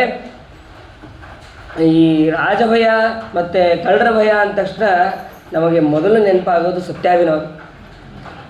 ಯಾಕೆ ಅಂತಂದರೆ ಅವರು ಭಗವಂತನ ಸ್ಮರಣೆಯನ್ನು ಮಾಡ್ತಾಯಿದ್ರು, ಆದರೆ ಗುರುಗಳ ಮುಖಾಂತರ ಭಗವಂತನ ಸ್ಮರಣೆಯನ್ನು ಮಾಡ್ತಾಯಿದ್ರು. ಒಂದೇ ಒಂದು ಅವರ ಮಹಿಮೆಯನ್ನು ಹೇಳಿ ಮುಂದೆ ಹೋಗ್ತೀನಿ. ವಿಪರೀತ ಕಳ್ಳರ ಭಯ. ಅವ್ರು ಏನು ಅಂದರೆ ಏನೂ ಮಾಡಿಲ್ಲ ಅಂತ. ಒಂದು ಸಲ ಯಾವುದೋ ಒಂದು ಊರು, ಆ ಊರಲ್ಲಿ ಅವರು ಕೂತಿರ್ತಾರೆ. ಕೂತಾಗ ರಾತ್ರಿ ಕಾಲದಲ್ಲಿ ಆ ಕಳ್ಳರು ಬರ್ತಾರೆ. ಕಳ್ಳರು ಬಂದು ಇನ್ನೇನು ಅವರ ಅವರ ಧನವನ್ನು ಸಂಪತ್ತನ್ನು ಅಪಹಾರ ಮಾಡಬೇಕು ಅಂತ ಬರ್ತಾರೆ. ಬಂದಾಗ ಹೊರಗಡೆ ಇದ್ದಂತಹ ಎಲ್ಲ ಶಿಷ್ಯರಿಗೆ ಹೊಡಿತಾರೆ, ಹಿಂಸೆ ಕೊಡ್ತಾರೆ, ಎಲ್ಲವನ್ನೂ ಮಾಡ್ತಾರೆ. ಸರಿ ಆಯಿತು ಅಂತೇಳಿ ಅವರು ತಮಗೆ ಸಿಕ್ಕಂಥ ಎಲ್ಲ ವಸ್ತುಗಳನ್ನು ಹಾಕೋತಾರೆ, ಮಠದ ಸಂಪತ್ತುಗಳನ್ನು ಹಾಕೋತಾರೆ. ಹಾಕೊಂಡ್ಮೇಲೆ ಸರಿ ಇನ್ನು ಒಳಗೆ ರೂಮು ಒಂದು ಕೊಠಡಿ, ಆ ಕೊಠಡಿ ಒಳಗೆ ಸ್ವಾಮಿಗಳು ಕೂತಿರ್ತಾರೆ, ಸತ್ಯಾಭಿನವತಿ ಇರ್ತಾರೆ. ಈ ವಿಷಯ ಅವ್ರಿಗೆ ಗೊತ್ತಾದ ತಕ್ಷಣ ಅವರು ಮಾಡಿದಂತಹ ಒಂದೇ ಒಂದು ಸ್ಮರಣೆ, ಶ್ರೀ ಸತ್ಯನಾಥ ಸ್ವಾಮಿ ಶ್ರೀಪಾದ ಗುರುಭ್ಯೋ ನಮಃ, ಇದು ಒಂದೇ ಸ್ಮರಣೆ ಮಾಡೋದ್ರಿಂದ ಅವರು ಒಳಗೆ ಬರ್ತಾರೆ. ಫಸ್ಟ್ ಬಾಗಿಲೇ ತೆಗಿಯೋಕ್ಕಾಗೋದಿಲ್ಲ, ಅದನ್ನು ಹೆಂಗೋ ಮಾಡಿ ತೆಕ್ಕೊಂಡ್ಮೇಲೆ ಆ ಸತ್ಯಾಭಿನವರಿಗೆ ಇದರಿಂದ ಅಗ್ನಿಯಿಂದ ಹೊಡಿತಾರಂತೆ. ಅಗ್ನಿಯಿಂದ ಹೊಡೆದ್ರೆ ಅವ್ರಿಗೆ ಏನೂ ಆಗೋದಿಲ್ಲ, ಏನೇನೂ ಆಗೋದಿಲ್ಲ. ಮತ್ತು ಅವ್ರ ಹತ್ರ ಕತ್ತಿ ಇದೆಲ್ಲ ಇರ್ತದಂತ, ಅದರಿಂದ ಚುಚ್ತಾರಂತ ಅವರಿಗೆ, ಆ ಸತ್ಯಾಭಿನವರಿಗೆ. ಚುಚ್ಚಿದ್ರೂ ಕೂಡ ಆ ಸತ್ಯನಾಥನ ಸ್ಮರಣೆಯಿಂದ ಏನೇನೇನೂ ಆಗೋದಿಲ್ಲ ಅಂತ. ಆಮೇಲೆ ಇವ್ರಿಗೆ ಏನೂ ಆಗ್ತಾ ಇಲ್ಲ ಅಂತಂದು ಅವ್ರು ಭಯಪಟ್ಟು ಆ ಕಳ್ಳರು ಏನು ಮಾಡ್ತಾರೆ ಅಂತಂದರೆ, ಸರಿ ನಮಗೆ ಎಷ್ಟು ಸಿಕ್ಕಿದೆ ಅಷ್ಟು ತೊಗೊಂಡು ಹೋಗೋಣ ಅಂತ ಅವರು ತೊಗೊಂಡು ಹೋಗ್ಬೇಕಾದ್ರೆ ತಾವು ಯಾವುದನ್ನು ಗಂಟು ಕಟ್ಕೊಂಡು ಇಟ್ಕೊಂಡಿರ್ತಾರೆ ಅದನ್ನು ಬಿಟ್ಟು ಮಠದಲ್ಲಿ ಹಳೆ ಸ್ವಾಮಿಗಳ ಬಟ್ಟೆ ಶಾಟಿಗಳೆಲ್ಲ ಒಂದು ಗಂಟು ಕಟ್ಟಿರ್ತದೆ, ಆ ಗಂಟನ್ನು ತಗೊಂಡು ಹೋಗ್ತಾರಂತ. ಅಷ್ಟು ಗುರುಗಳ ಮಹಿಮೆಯಿಂದನೇ ಆಗೋದು ಅಂತ ಆಗ್ತಾ ಇದ್ದರೆ ಇನ್ನು ಭಗವಂತ ನಮ್ಮನ್ನು ರಕ್ಷಣೆ ಮಾಡದೇ ಇರ್ತಾನೆ. ಹಾಗೆ ಆ ಗುರುಗಳ ಅಂತರ್ಯಾಮಿ ಆದಂತಹ ಭಗವಂತನನ್ನು ಸ್ಮರಣೆ ಮಾಡಿ ಅವರು ಕಳ್ಳರ ಭಯ ಮತ್ತು ಎಲ್ಲ ರೀತಿಯಾದಂತಹ ರಾಜರ ಭಯ ಎಲ್ಲವನ್ನೂ ಕೂಡ ಅವರು ಪರಿಹಾರ ಮಾಡಿಕೊಂಡ್ರು ಅಂತ ಅನ್ನೋದನ್ನು ಇಲ್ಲಿ ನಾವು ಸ್ಮರಣೆ ಮಾಡಬಹುದು. ಅದಾದ ಮೇಲೆ ಅದನ್ನು ಇಂದ್ರದೇವರಿಗೆ ಉಪದೇಶವನ್ನು ಮಾಡಿದ್ದಾರೆ. ಸರಿ, ಇಂದ್ರದೇವರು ಆ ಉಪದೇಶವನ್ನು ಪಡೆದು ಎಲ್ಲ ದೈತ್ಯರನ್ನು ಗೆದ್ದಿದ್ದಾರೆ. ಸರಿ, ನಾರಾಯಣ ಕವಚ ಅಂತನೋ ಸಿಕ್ತು, ಹಾಗಾದರೆ ದೈತ್ಯರನ್ನು ಗೆಲ್ಲಬಹುದು ಅಂತಂದು ಗೆದ್ದಿದ್ದಾರೆ. ಗೆದ್ದಾದ ಮೇಲೆ ಒಂದು ಸಲ ಈ ವಿಶ್ವರೂಪಾಚಾರ್ಯರು ಹೇಳಿ ಕೇಳಿ ಅವರು ತಾಯಿ ದೈತ್ಯರ ಮಗಳವಳು, ಅವ್ರ ಮಗಳ ಮಗ ಇವನು ವಿಶ್ವರೂಪಾಚಾರ್ಯರು. ಈ ಕಡೆ ದೇವತೆಗಳಿಗೆ ಆಹುತಿಯನ್ನು ಕೊಡೋದು, ಮನಸ್ಸಿನಲ್ಲಿ ದೈತ್ಯರಿಗೆ ಆಹುತಿಯನ್ನು ಕೊಡ್ತಾಯಿದ್ರು. ಅವರಿಗೆ 3 ತಲೆ ಇರ್ತಿತ್ತಂಥವ್ರು. ಸೋಮಪೀತ, ಸುರಾಪೀತ, ಅನ್ನಾದ ಅಂಥೇಳಿ 3 ತಲೆಗಳು. 3 ತಲೆಗಳಿಂದ ಅವರು ಹೋಮವನ್ನು ಮಾಡ್ತಾ ಇರ್ತಾರೆ. ಒಂದು ಸಲ ಇಂದ್ರದೇವರು ಬರ್ತಾರೆ. ಬಂದಾಗ ಆಹುತಿಯನ್ನು ಇಂದ್ರಾದಿ ದೇವತೆಗಳಿಗೆಲ್ಲ ಆಹುತಿಯನ್ನು ಕೊಡ್ತಾರೆ. ಕೊಟ್ಟಾದ ಮೇಲೆ ಮತ್ತೆ ಅಲ್ಲಿ ಇಂದ್ರದೇವರು ಸ್ವಲ್ಪ ಆ ಕಡೆ ಹೋದ ತಕ್ಷಣ ದೈತ್ಯರಿಗೆ ಆಹುತಿಯನ್ನು ಕೊಡ್ತಾರೆ. ಕೊಟ್ಟ ತಕ್ಷಣ ಅವ್ರಿಗೆ ಗೊತ್ತಾಯಿತು, ಅವರು ಬೇರೆ ವಿಚಾರವನ್ನೇ ಮಾಡೋದಿಲ್ಲ, ಆ ವಿಶ್ವರೂಪಾಚಾರ್ಯರ ತಲೆಯನ್ನು ಕತ್ತರಿಸಿ ಹಾಕ್ತಾರೆ. ನಮಗೆ ದ್ರೋಹವನ್ನು ಮಾಡ್ತೀರಿ ನೀವು ಅಂತೇಳಿ ಅವರ ತಲೆಯನ್ನು ಕತ್ತರಿಸಿ ಹಾಕ್ತಾರೆ. ಆ ಮಾಡಿದಂತಹ ಪಾಪದಿಂದ ಅವರಿಗೆ ಬ್ರಹ್ಮಹತ್ಯ ಅಂತ ಅನ್ನೋ ದೋಷ ಬರುತ್ತೆ. ಆ ಬ್ರಹ್ಮಹತ್ಯ ದೋಷವನ್ನು 4 ವಿಭಾಗವನ್ನು ಮಾಡಿ ಅವರು ಅಲ್ಲಿ ಹಂಚ್ತಾರೆ. 4 ಕಡೆ ಹಚ್ತಾರೆ.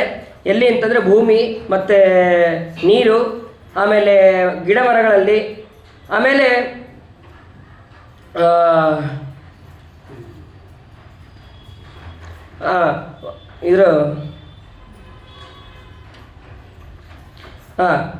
ಭೂಮಿ, ಅಂಬು, ದ್ರುಮ, ಯೋಚಿತ್ ಸ್ತ್ರೀಯರಲ್ಲಿ ಅದನ್ನು ಬ್ರಹ್ಮಹತ್ಯೆ ಅಂತ ಅನ್ನೋದನ್ನು ಹಾಕ್ತಾರೆ. ಆದರೆ ನಾವು ಬ್ರಹ್ಮಹತ್ಯೆಯನ್ನು ತಗೋಬೇಕು ಅಂತಂದರೆ ನಮಗೊಂದು ವರವನ್ನು ಕೊಡ್ರಿ ಅಂತ ಕೇಳ್ತಾರೆ. ಆ ವರವನ್ನು ಕೂಡ ಅವರು ಕೊಡ್ತಾರೆ. ಆ ಭೂಮಿಗೆ ಏನು ಅಂತಂದರೆ ಕಾತಪೂರತ್ವ ಅಂತನ್ನುವಂತಹ ವರ, ಆಮೇಲೆ ಮರಕ್ಕೆ ಏನು ಅಂತಂದರೆ ಬೇಗನೆ ಚಿಗುರುಕೊಳ್ಳುವಂತಹ ವರವನ್ನು ಕೊಡ್ತಾರೆ. ಮತ್ತು ಸ್ತ್ರೀಯರಿಗೆ ಶಶ್ವತ್ ಕಾಮ ಅಂತನ್ನುವಂತಹ ವರವನ್ನು ಕೊಟ್ಟು ಅವರಿಗೆ ರಜೋರೂಪದಲ್ಲಿ ಈ ಬ್ರಹ್ಮಹತ್ಯ ಅಂತನ್ನುವಂಥ ದೋಷ ಇರುತ್ತೆ. ಹೀಗೆ ಅದನ್ನು 4 ವಿಭಾಗವನ್ನು ಮಾಡಿ ಬ್ರಹ್ಮಹತ್ಯವನ್ನು ಹಂಚ್ತಾರೆ. ಇಷ್ಟಾದ ಮೇಲೆ ಈ ಕಡೆ ತ್ವಷ್ಟೃ ಇಂದ್ರನನ್ನು ಸಂಹಾರ ಮಾಡುವಂತಹ ಮಗ ನನಗೆ ಹುಟ್ಟಬೇಕು ಅಂತೇಳಿ ಮತ್ತೆ ಘೋರವಾದಂತಹ ತಪಸ್ಸನ್ನು ಮಾಡ್ತಾ ಇದ್ದಾರೆ. ತಪಸ್ಸನ್ನು ಮಾಡಿ ಮಂತ್ರವನ್ನು ಹೇಳಬೇಕಾದ್ರೆ, ಯಾಗವನ್ನು ಮಾಡಬೇಕಾದ್ರೆ ಒಂದು ಮಂತ್ರ, ಆ ಮಂತ್ರ ಹೇಳಬೇಕಾದ್ರೆ ಇಂದ್ರನನ್ನು ಕೊಲ್ಲುವಂತಹ ಮಗ ಆಗಬೇಕು ಅಂತ ಹೇಳಬೇಕಾಗಿತ್ತು. ಆದರೆ ಇಂದ್ರನಿಂದ ಕೊಲ್ಲುವಂತಹ ಮಗ ಆಗಲಿ ಅಂತಂದು ಅಲ್ಲಿ ಸ್ವರ ಉಚ್ಚಾರಣೆ ವ್ಯತ್ಯಾಸ ಆಗಿ ಇಂದ್ರಶತ್ರೋರ್ ವಿವರ್ಧಸ್ವ ಮಾಚಿರಂ ಜಹಿ ವಿದ್ವಿಷಂ ಅಂತ ಅಲ್ಲಿ ಹೇಳಿದ ಹಾಗೆ ಇಂದ್ರನಿಂದ ಹತನಾಗುವಂತಹ ಮಗ ಅಲ್ಲಿ ಹುಟ್ಟಿದ್ದಾನೆ. ಅವನೇ ವೃತ್ರಾಸುರ. ಆ ವೃತ್ರಾಸುರ ಅವನು ದಿನಕ್ಕೆ ಅವನು ಬೆಳೀತಾ ಇರ್ತಾನೆ. ಅವನು ಅದಕ್ಕೆ ಅವನಿಗೆ ವೃತ್ರ ಅಂತಲೂ ಕರೀತಾರೆ. ಈ ವೃತ್ರಾಸುರ ಅವನು ಬೆಳೆದ ತಕ್ಷಣ ಸೀದಾ ಇಂದ್ರನ ಹತ್ರ ಯುದ್ಧಕ್ಕೆ ಅಂತ ಹೋಗ್ತಾನೆ. ಅವಾಗ ಇನ್ನೂ ಅವರಿಗೆ ಶುಕ್ರಾಚಾರ್ಯರ ಬಲ ಇನ್ನೂ ಇರುತ್ತೆ. ಅವಾಗ ಅವರು ಹೋದ ತಕ್ಷಣ ಎಲ್ಲ ಇಂದ್ರಾದಿ ದೇವತೆಗಳು ಸೋತೋಗ್ತಾರೆ. ಯಾಕೆ ಅಂತಂದರೆ ವಿಶ್ವರೂಪಾಚಾರ್ಯರು ಕೂಡ ಅವರು ಮರಣವನ್ನು ಹೊಂದರು. ಹಾಗಾದರೆ ಏನು ಮಾಡಬೇಕು? ಅವಾಗ ಮತ್ತೆ ಬ್ರಹ್ಮಾದಿ ದೇವತೆಗಳ ಹತ್ರ ಹೋಗ್ತಾರೆ. ಅವಾಗಿಲ್ಲ, ನೀವು ದಧೀಚಿ ಋಷಿಗಳ ಹತ್ರ ಹೋಗ್ರಿ. ಈ ದಧೀಚಿ ಋಷಿಗಳು ಆ ಭಗವಂತನ ಈ ನಾರಾಯಣ ಕವಚವನ್ನು ಪಠಣ ಮಾಡಿ ಅದನ್ನು ಪೂರ್ಣ ಅಸ್ಥಿಗತವನ್ನಾಗಿ ಮಾಡ್ಕೊಂಡಿದ್ರು. ಅಷ್ಟೇ ಅಲ್ಲ, ಈ ದಧೀಚಿ ಋಷಿಗಳ ಹತ್ರ ಅನಿಸುತ್ತೆ ಅಶ್ವಿನಿ ದೇವತೆಗಳು ಬರ್ತಾರೆ. ಅಶ್ವಿನಿ ದೇವತೆಗಳು ಬಂದು ನಮಗೆ ಈ ನಾರಾಯಣ ಕವಚವನ್ನು ಉಪದೇಶ ಮಾಡಿರಿ ಅಂತ ಹೇಳ್ತಾರೆ. ಆವಾಗ ದೇವತೆಗಳು ಯಾರು ಕೂಡ ಅಶ್ವಿನಿ ದೇವತೆಗಳಿಗೆ ಬಿಡೋದೇ ಇಲ್ಲ. ಯಾಕೆ ಅಂತಂದರೆ ಅವರು ದೇವತೆಗಳ ವೈದ್ಯರವರು. ಹಾಗಾಗಿ ನೀವು ಇದನ್ನು ಕಲಿಯೋದು ಬೇಡ ಅಂತ ಅವ್ರನ್ನ ತಡೆದಿರ್ತಾರೆ. ಅದಕ್ಕೆ ಈ ಅಶ್ವಿನಿ ದೇವತೆಗಳು ಒಂದ್ಸತಿ ಏನು ಮಾಡ್ತಾರೆ ಅಂತಂದರೆ ಅಶ್ವದ ಮುಖವನ್ನು ಹಾಕ್ಕೊಂಡು ಆ ದಧೀಚಿ ಋಷಿಗಳ ಹತ್ರ ಅವರು ಕೂಡ ಅಶ್ವಮುಖದಿಂದ ಉಪದೇಶವನ್ನು ಮಾಡಿರ್ತಾರೆ. ಇದಕ್ಕೆ ಅಶ್ವಶಿರ ಅಂತನ್ನುವಂತಹ ಹೆಸರು ಕೂಡ ಈ ನಾರಾಯಣ ವರ್ಮಕ್ಕೆ ಇದೆ ಅಂತ ಅನ್ನೋದನ್ನು ತಿಳಿಬಹುದು. ಅಂತಹ ದಧೀಚಿ ಋಷಿಗಳ ಹತ್ರ ಈ ದೇವತೆಗಳೆಲ್ಲರೂ ಕೂಡ ಬರ್ತಾರೆ. ಬಂದು ಅವರು ಕೇಳ್ತಾರೆ, ಇಲ್ಲ, ನನಗೆ ನಿಮ್ಮ ಅವಯವಗಳು ಬೇಕಾಗಿದೆ, ನಿಮ್ಮ ಅಸ್ಥಿಗಳು ಬೇಕಾಗಿದೆ. ಯಾರಾದರೂ ಹೋಗಿ ಒಂದಿಷ್ಟು ದಕ್ಷಿಣೆ ಕೊಡ್ರಿ, ಒಂದಿಷ್ಟು ನಮಗೆ ದುಡ್ಡು ಕೊಡ್ರಿ ಅಂತಂದರೆ ಕೊಟ್ಟು ಬಿಡಬಹುದು. ಆದರೆ ಅವ್ರು ಕೇಳ್ತಾ ಇರೋದು ಅಸ್ಥಿ, ನಿಮ್ಮ ಎಲುಬುಗಳನ್ನು, ಆ ಎಲುಬುಗಳನ್ನು ಕೊಡ್ರಿ ಅಂತಂದ್ರೆ ಅವ್ರು ಹೆಂಗೆ ಕೊಡಬೇಕು? ಅವರು ಎರಡನೇ ಮಾತನ್ನೇ ಆಡಿಲ್ಲಂತ. ದೇವತೆಗಳ ಸಹಾಯಕ್ಕೆ ನನ್ನ ಅಸ್ಥಿ ಉಪಯೋಗಕ್ಕೆ ಬರುತ್ತೆ ಅಂತಂದರೆ ನಾನು ಅವಶ್ಯ ಕೊಡ್ತೀನಿ ಅಂತ ಹೇಳಿ ಆ ದದೀಚಿ ಋಷಿಗಳು ಒಪ್ಕೊಂಡಿದ್ದಾರಂತೆ. ಒಪ್ಕೊಳ್ಳೋದಷ್ಟೇ ಅಲ್ಲ, ತಕ್ಷಣದಲ್ಲೇ ಸಮಾಧಿ ಅವಸ್ಥೆಯಲ್ಲಿ ಧ್ಯಾನವನ್ನು ಮಾಡ್ತಾ ತಮ್ಮ ದೇಹವನ್ನು ತ್ಯಾಗವನ್ನು ಮಾಡಿದ್ದಾರೆ. ದೇಹ ತ್ಯಾಗ ಮಾಡಿದ ಮೇಲೆ ಆ ಎಲುಬುಗಳನ್ನು ತಗೊಂಡು ಆ ವಿಶ್ವಕರ್ಮನ ಮುಖಾಂತರ ಅದನ್ನು ವಜ್ರಾಯುಧವನ್ನು ಮಾಡಿಸಿದ್ದಾರೆ. ಮಾಡಿಸಿದ ಮೇಲೆ ಅದರಲ್ಲಿ ಭಗವಂತನ ಒಂದು ವಿಶೇಷ ಸನ್ನಿಧಾನ, ಆ ಭಗವಂತನ ತೇಜಸ್ಸು ಕೂಡ ಅದರಲ್ಲಿ ವಜ್ರಾಯುಧದಲ್ಲಿ ಇದೆ. ಇಷ್ಟಾದ ಮೇಲೆ ಆ ವೃತ್ರಾಸುರನ ಜೊತೆಗೆ ಯುದ್ಧ ಮತ್ತೆ ಪ್ರಾರಂಭ ಆಯಿತು. ಪ್ರಾರಂಭ ಆದಾಗ ಯುದ್ಧ ಮಾಡ್ತಾ ಇರಬೇಕಾದ್ರೆ ಎಲ್ಲ ಇದಂತಹ ದೈತ್ಯರು, ನಮೂಚಿ, ಶಂಬರ ಇವರೆಲ್ಲರೂ ಕೂಡ ಅಲ್ಲಿದ್ದಾರೆ. ಎಲ್ಲರೂ ಇದ್ದಾರೆ. ಆದರೆ ಆ ವೃತ್ರಾಸುರನ ಕೂಡ ಸಂಹಾರ ಮಾಡೋಕ್ಕಾಗ್ತಾ ಇಲ್ಲ. ಒಂದು ಸಲ ಯುದ್ಧ ಮಾಡ್ತಾ ಇರಬೇಕಾದ್ರೆ ಆ ವಜ್ರಾಯುಧ ಕೆಳಗೆ ಬೀಳತ್ತೆ. ಕೆಳಗೆ ಬಿದ್ದ ತಕ್ಷಣ ಆವಾಗ ವೃತ್ರಾಸುರ ಹೇಳ್ತಾನೆ, ಆಯುಧ ತಗೋ ನೀನು, ಅದು ಭಗವಂತನ ತೇಜಸ್ಸಿನಿಂದ ಕೂಡಿದ್ದದು, ಅದನ್ನು ವ್ಯರ್ಥ ಮಾಡಬೇಡ ನೀನು, ಅದನ್ನು ತಗೋ ನೀನು. ನನ್ನ ಸಂಹಾರ ಆಗೋದು ನನಗೆ ಗೊತ್ತಿದೆ, ನನ್ನ ನಿಶ್ಚಿತ ಅದು, ಆದರೆ ಅದನ್ನು ಕೆಳಗೆ ಬೀಳಿಸ್ಬೇಡ ನೀನು, ತಗೋ ಅಂತ ಆ ಇಂದ್ರದೇವರಿಗೆ ಹೇಳ್ತಾನಂತ. ಅವಾಗ ಇಂದ್ರದೇವರಿಗೆ ಆಶ್ಚರ್ಯ ಆಗತ್ತಂತ. ಅಲ್ಲ, ನೀನು ಯುದ್ಧ ಮಾಡ್ತಾ ನೀನು ಅಸುರ ಅಂತ ಅಂದ್ಕೊಂಡಿದ್ದೆ, ಆದರೆ ನೀನು ನೋಡಿದ್ರೆ ಭಾರಿ ತಿಳ್ಕೊಂಡಿದೆಯಲ್ಲ ಅಂತ ಹೇಳಿ ಅವನ ಎರಡು ಕೈಗಳನ್ನು ಕಡಿತಾನಂತ. ಮೊದಲು ಆ ವೃತ್ರಾಸುರನ ಎರಡು ಕೈಗಳನ್ನು ಕಡಿತಾನೆ. ಕಡಿದಾಗ ಆ ವೃತ್ರಾಸುರ ಏನು ಮಾಡ್ತಾನೆ ಅಂತಂದರೆ ಈ ಇಂದ್ರನನ್ನು ಪೂರ್ಣ ಭಕ್ಷಣೆ ಮಾಡಿಬಿಡ್ತಾನೆ. ಭಕ್ಷಣೆ ಮಾಡಿದಾಗ ಅವನು ಹೊಟ್ಟೆ ಹೊಡ್ಕೊಂಬರ್ತಾನೆ. ಇಂದ್ರ ಹೊಟ್ಟೆ ಹೊಡ್ಕೊಂಬಂದ್ರು ಮತ್ತೆ ಅವನಿಗೆ ಏನಾಗೋದಿಲ್ಲ, ಆ ವೃತ್ರಾಸುರನಿಗೆ ಏನಾಗೋದಿಲ್ಲ. ಅವನಿಗೆ ಮತ್ತೆ ಕೈ ಕಾಲು ಪೂರ್ಣ ಅವನಿಗೆ ಬರುತ್ತೆ. ಆವಾಗ ಇಂದ್ರ ಮತ್ತು ಈ ವೃತ್ರಾಸುರ ಇಬ್ಬರು ಸಂಧಿ ಆಗಿಬಿಡ್ತಾರೆ. ಮಾತಾಡ್ಕೊಂಡು ನಾವಿಬ್ಬರು ಸ್ನೇಹಿತರಾಗೋಣ ಅಂಥೇಳಿ, ಹೆಂಗಿದ್ರು ನೀನು ಸಾಯ್ತಾ ಇಲ್ಲ, ಮತ್ತು ನಾನು ಸುಮ್ಮನೆ ಯಾಕೆ ಪ್ರಯತ್ನ ಪಡಲಿ ಅಂತ ಹೇಳಿ ಅವರಿಬ್ಬರು ಮಾತಾಡ್ಕೊಂಡು ಹಾಗೇ ಇರ್ತಾರೆ. ಒಂದು ಸಲ ಸಮುದ್ರ ತೀರಕ್ಕೆ ಅಂತ ಹೋಗಿರ್ತಾರೆ. ಸಮುದ್ರ ತೀರಕ್ಕೆ ಅಂತ ಹೋದಾಗ, ಅಲ್ಲ ನೀನು ಅಷ್ಟೆಲ್ಲ ಮಾತಾಡಿದಿ, ಭಾಳ ಚೆನ್ನಾಗಿ ಮಾತಾಡಿದಿ, ಆದರೆ ನಿನ್ನ ಸಾವು ಹೆಂಗೆ ಅದು ಗೊತ್ತಾಗಿಲ್ಲ ನೋಡಿ, ನಂಗೊಂದು ಚೂರು ಹೇಳ್ತೀಯಾ ಅಂತ ಹಿಂಗೆ ಮಾತಾಡ್ತಾ ಫ್ರೆಂಡ್ಲಿಯಾಗಿ ಅದನ್ನು ಕೇಳಿದ ತಕ್ಷಣ, ಏನಿಲ್ಲ, ಇಲ್ಲಿ ಬುರುಗದಲ್ಲ, ಆ ಬುರುಗು ತೊಗೊಂಡು ಆ ಬುರುಗಿರ್ಬೇಕು, ಆ ಬುರುಗಿಂದ ನಾನು ಸಾಯ್ತೀನಿ. ಅವನು ಸುಮ್ಮನೆ ಹೇಳ್ದ, ಇವನು ಸುಮ್ಮನೆ ಕೇಳ್ದ. ಸರಿ ಆಯಿತು. ಇಂದ್ರನಿಗೆ ಆ ವೃತ್ರಾಸುರನ ಕಾಲು ಸ್ವಲ್ಪ ತಾಕ್ತಂತೆ. ನನಗೆ ಕಾಲು ತಾಕಿಸ್ತೀಯ ನೀನು ಅಂತೇಳಿ ಕಾಲು ಕೆರೆದ ಜಗಳಕ್ಕೆ ಹೋಗೋದು ಒಂದು ಅಲ್ಲಿಂದ ಶುರುವಾಯಿತು. ತಕ್ಷಣ ಆ ಇಂದ್ರ ಏನು ಮಾಡ್ದ ಅಂತಂದರೆ ಅವನ ಜೊತೆಗೆ ಯುದ್ಧ ಮಾಡೋಕ್ಕೆ ಪ್ರಾರಂಭ ಮಾಡ್ದ. ಅಲ್ಲಿ ಸಮುದ್ರದಲ್ಲಿ ಒಣಗಿದಂತಹ ಮತ್ತು ಹಸಿಯಾದಂತಹ ನೀರು ಅಂದರೆ ಬುರುಗು, ಆ ಬುರುಗನ್ನು ಅದರಲ್ಲಿ ವಜ್ರಾಯುಧವನ್ನು ಅದರಲ್ಲಿ ಎದ್ದಿ ಅವನ ಶಿರಸ್ಸನ್ನು ಛೇದನವನ್ನು ಮಾಡಿದ್ದಾನೆ. ಛೇದನವನ್ನು ಮಾಡಿದ ಮೇಲೆ ಆವಾಗ ಎಲ್ಲ ದೇವತೆಗಳು ಕೂಡ ಪುಷ್ಪವೃಷ್ಟಿಯನ್ನು ಮಾಡಿದ್ದಾರೆ. ಪುಷ್ಪವೃಷ್ಟಿಯನ್ನು ಮಾಡಿ ಅಲ್ಲಿ ಸ್ತೋತ್ರವನ್ನು ಕೂಡ ಮಾಡಿದ್ದಾರೆ. ಅದಾದ ಮೇಲೆ ಮತ್ತೆ ಪರೀಕ್ಷಿತ ರಾಜ ಪ್ರಶ್ನೆ ಮಾಡ್ತಾರೆ, ಅಲ್ಲ ಆ ಇಂದ್ರನ ಜೊತೆಗೆ ಯುದ್ಧವನ್ನು ಮಾಡಬೇಕಾದ್ರೆ ವೃತ್ರಾಸುರ ಅವನು ಕೆಳಗೆ ಬಿದ್ದಂತಹ ಆಯುಧ ಅದನ್ನು ನೀನು ಸ್ವೀಕಾರ ಮಾಡು, ಅಷ್ಟೇ ಅಲ್ಲ ಅದು ನಾರಾಯಣ ತೇಜಸ್ಸಿನಿಂದ ಕೂಡಿದ್ದು, ಇಷ್ಟೆಲ್ಲ ಅವನಿಗೆ ಹೇಗೆ ಗೊತ್ತಾಯ್ತು? ಹೇಗೆ ಅವನು ಏನಾದ್ರು ಆಗಿದ್ದರೆ ಮಾತ್ರ ಅಷ್ಟು ಗೊತ್ತಾಗೋದಕ್ಕೆ ಸಾಧ್ಯ, ಇಲ್ಲದೇ ಇದ್ದರೆ ಆ ಭಗವಂತನ ಮಹಿಮೆ ಆಗಲಿ ಅಥವಾ ಅದನ್ನು ಆಯುಧವನ್ನು ಸ್ವೀಕಾರ ಮಾಡು, ನಾನು ಮರಣ ಹೊಂದೋದು ನಿಶ್ಚಿತ, ಇವೆಲ್ಲ ಗೊತ್ತಾಯ್ತು ಹೇಗೆ ಅವನಿಗೆ? ಅದನ್ನು ಹೇಳ್ರಿ ಅಂತಂದಾಗ ಅದಕ್ಕೆ ಹೇಳ್ತಾರೆ,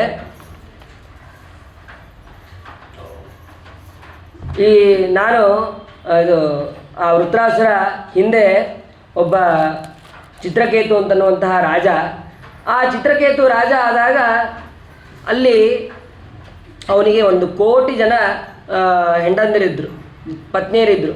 ಆದರೆ ಮಕ್ಕಳು ಮಾತ್ರ ಮಕ್ಕಳಾಗಿರೋದಿಲ್ಲ. ಆದರೆ ಅವಾಗ ಏನು ಮಾಡಬೇಕು ಗೊತ್ತಾಗೋದಿಲ್ಲ. ಎಲ್ಲ ದೇವಸ್ಥಾನಕ್ಕೆ ಹೋಗ್ತಾನೆ, ಅಲ್ಲಿ ಹರಕೆ ಕಟ್ಟೋದು, ಇಲ್ಲಿ ಹರಕೆ ಕಟ್ಟೋದು, ಅಲ್ಲಿ ಪ್ರದಕ್ಷಿಣೆ ಹಾಕೋದು, ಇಲ್ಲಿ ಪ್ರದಕ್ಷಿಣೆ ಹಾಕೋದು, ಎಲ್ಲ ರೀತಿಯಾದಂತಹ ಸೇವೆಯನ್ನು ಅವನು ಮಾಡ್ತಾನೆ ಚಿತ್ರಕೇತು. ಮಾಡಿದಾಗ ಏನಾದರೂ ಕೂಡ ಮಕ್ಕಳಾಗೋದಿಲ್ಲ. ಅವಾಗ ಅಂಗಿರಸ ಋಷಿಗಳು ಅಲ್ಲಿ ಬರ್ತಾರೆ. ಬಂದಾಗ ಆ ಅಂಗಿರಸ ಋಷಿಗಳಿಗೆ ಕೇಳ್ತಾನೆ, ಇಲ್ಲ ನನಗೆ ಹೇಗಾದರೂ ಮಾಡಿ ಮಕ್ಕಳನ್ನು ಕೊಡ್ರಿ. ಅಲ್ಲ, ನಾನು ಮಕ್ಕಳು ಕೊಡೋದಕ್ಕೆ ವಿಚಾರ ಮಾಡಲ್ಲ, ಆದರೆ ಈ ಕೊಡುವಂತಹ ಮಗ ಅವನು ಸುಖವನ್ನು ಕೊಡ್ತಾನೆ, ದುಃಖವನ್ನು ಕೊಡ್ತಾನೆ. ಅವನಿಗೆ ಮಕ್ಕಳಾಗಬೇಕಾಗಿದೆ, ಅದೊಂದು ಸಾಕು. ನನಗೆ ಆಯಿತು ಪರವಾಗಿಲ್ಲ, ನಂಗೆ ಮಕ್ಕಳಾದರೆ ಸಾಕು ಅಂತಂದು ವಿಚಾರ ಮಾಡಿ ಆಯ್ತಪ್ಪ ತಗೋ, ನಿನ್ನ ಹಣೆಯಲ್ಲಿ ಏನಿದೆಯೋ ಅದಾಗಲಿ ಅಂತ ಹೇಳಿ ಅವರು ಫಲವನ್ನು ಮಂತ್ರಿಸಿ ಕೊಡ್ತಾರೆ. ಮಂತ್ರಿಸಿ ಕೊಟ್ಟ ಮೇಲೆ ಅದನ್ನು ಮೊದಲನೇ ಪತ್ನಿಗೆ ಕೊಡ್ತಾರೆ. ಮೊದಲನೇ ಪತ್ನಿಗೆ ಕೊಟ್ಟ ಮೇಲೆ ಆ ಮೊದಲನೇ ಪತ್ನಿ ಹೆಸರು ಕೃತದ್ಯುತಿ ಅಂತ. ಅವಳಿಗೆ ಕೊಟ್ಟ ಮೇಲೆ ಅವಳಲ್ಲಿ ಶ್ರೇಷ್ಠವಾದಂತಹ ಗರ್ಭಧಾರಣೆ ಮಾಡಿದ್ದಾಳೆ. ಗರ್ಭಧಾರಣೆ ಮಾಡಿ ಆ ಮಗು ಜನನೂ ಕೂಡ ಆಗಿದೆ.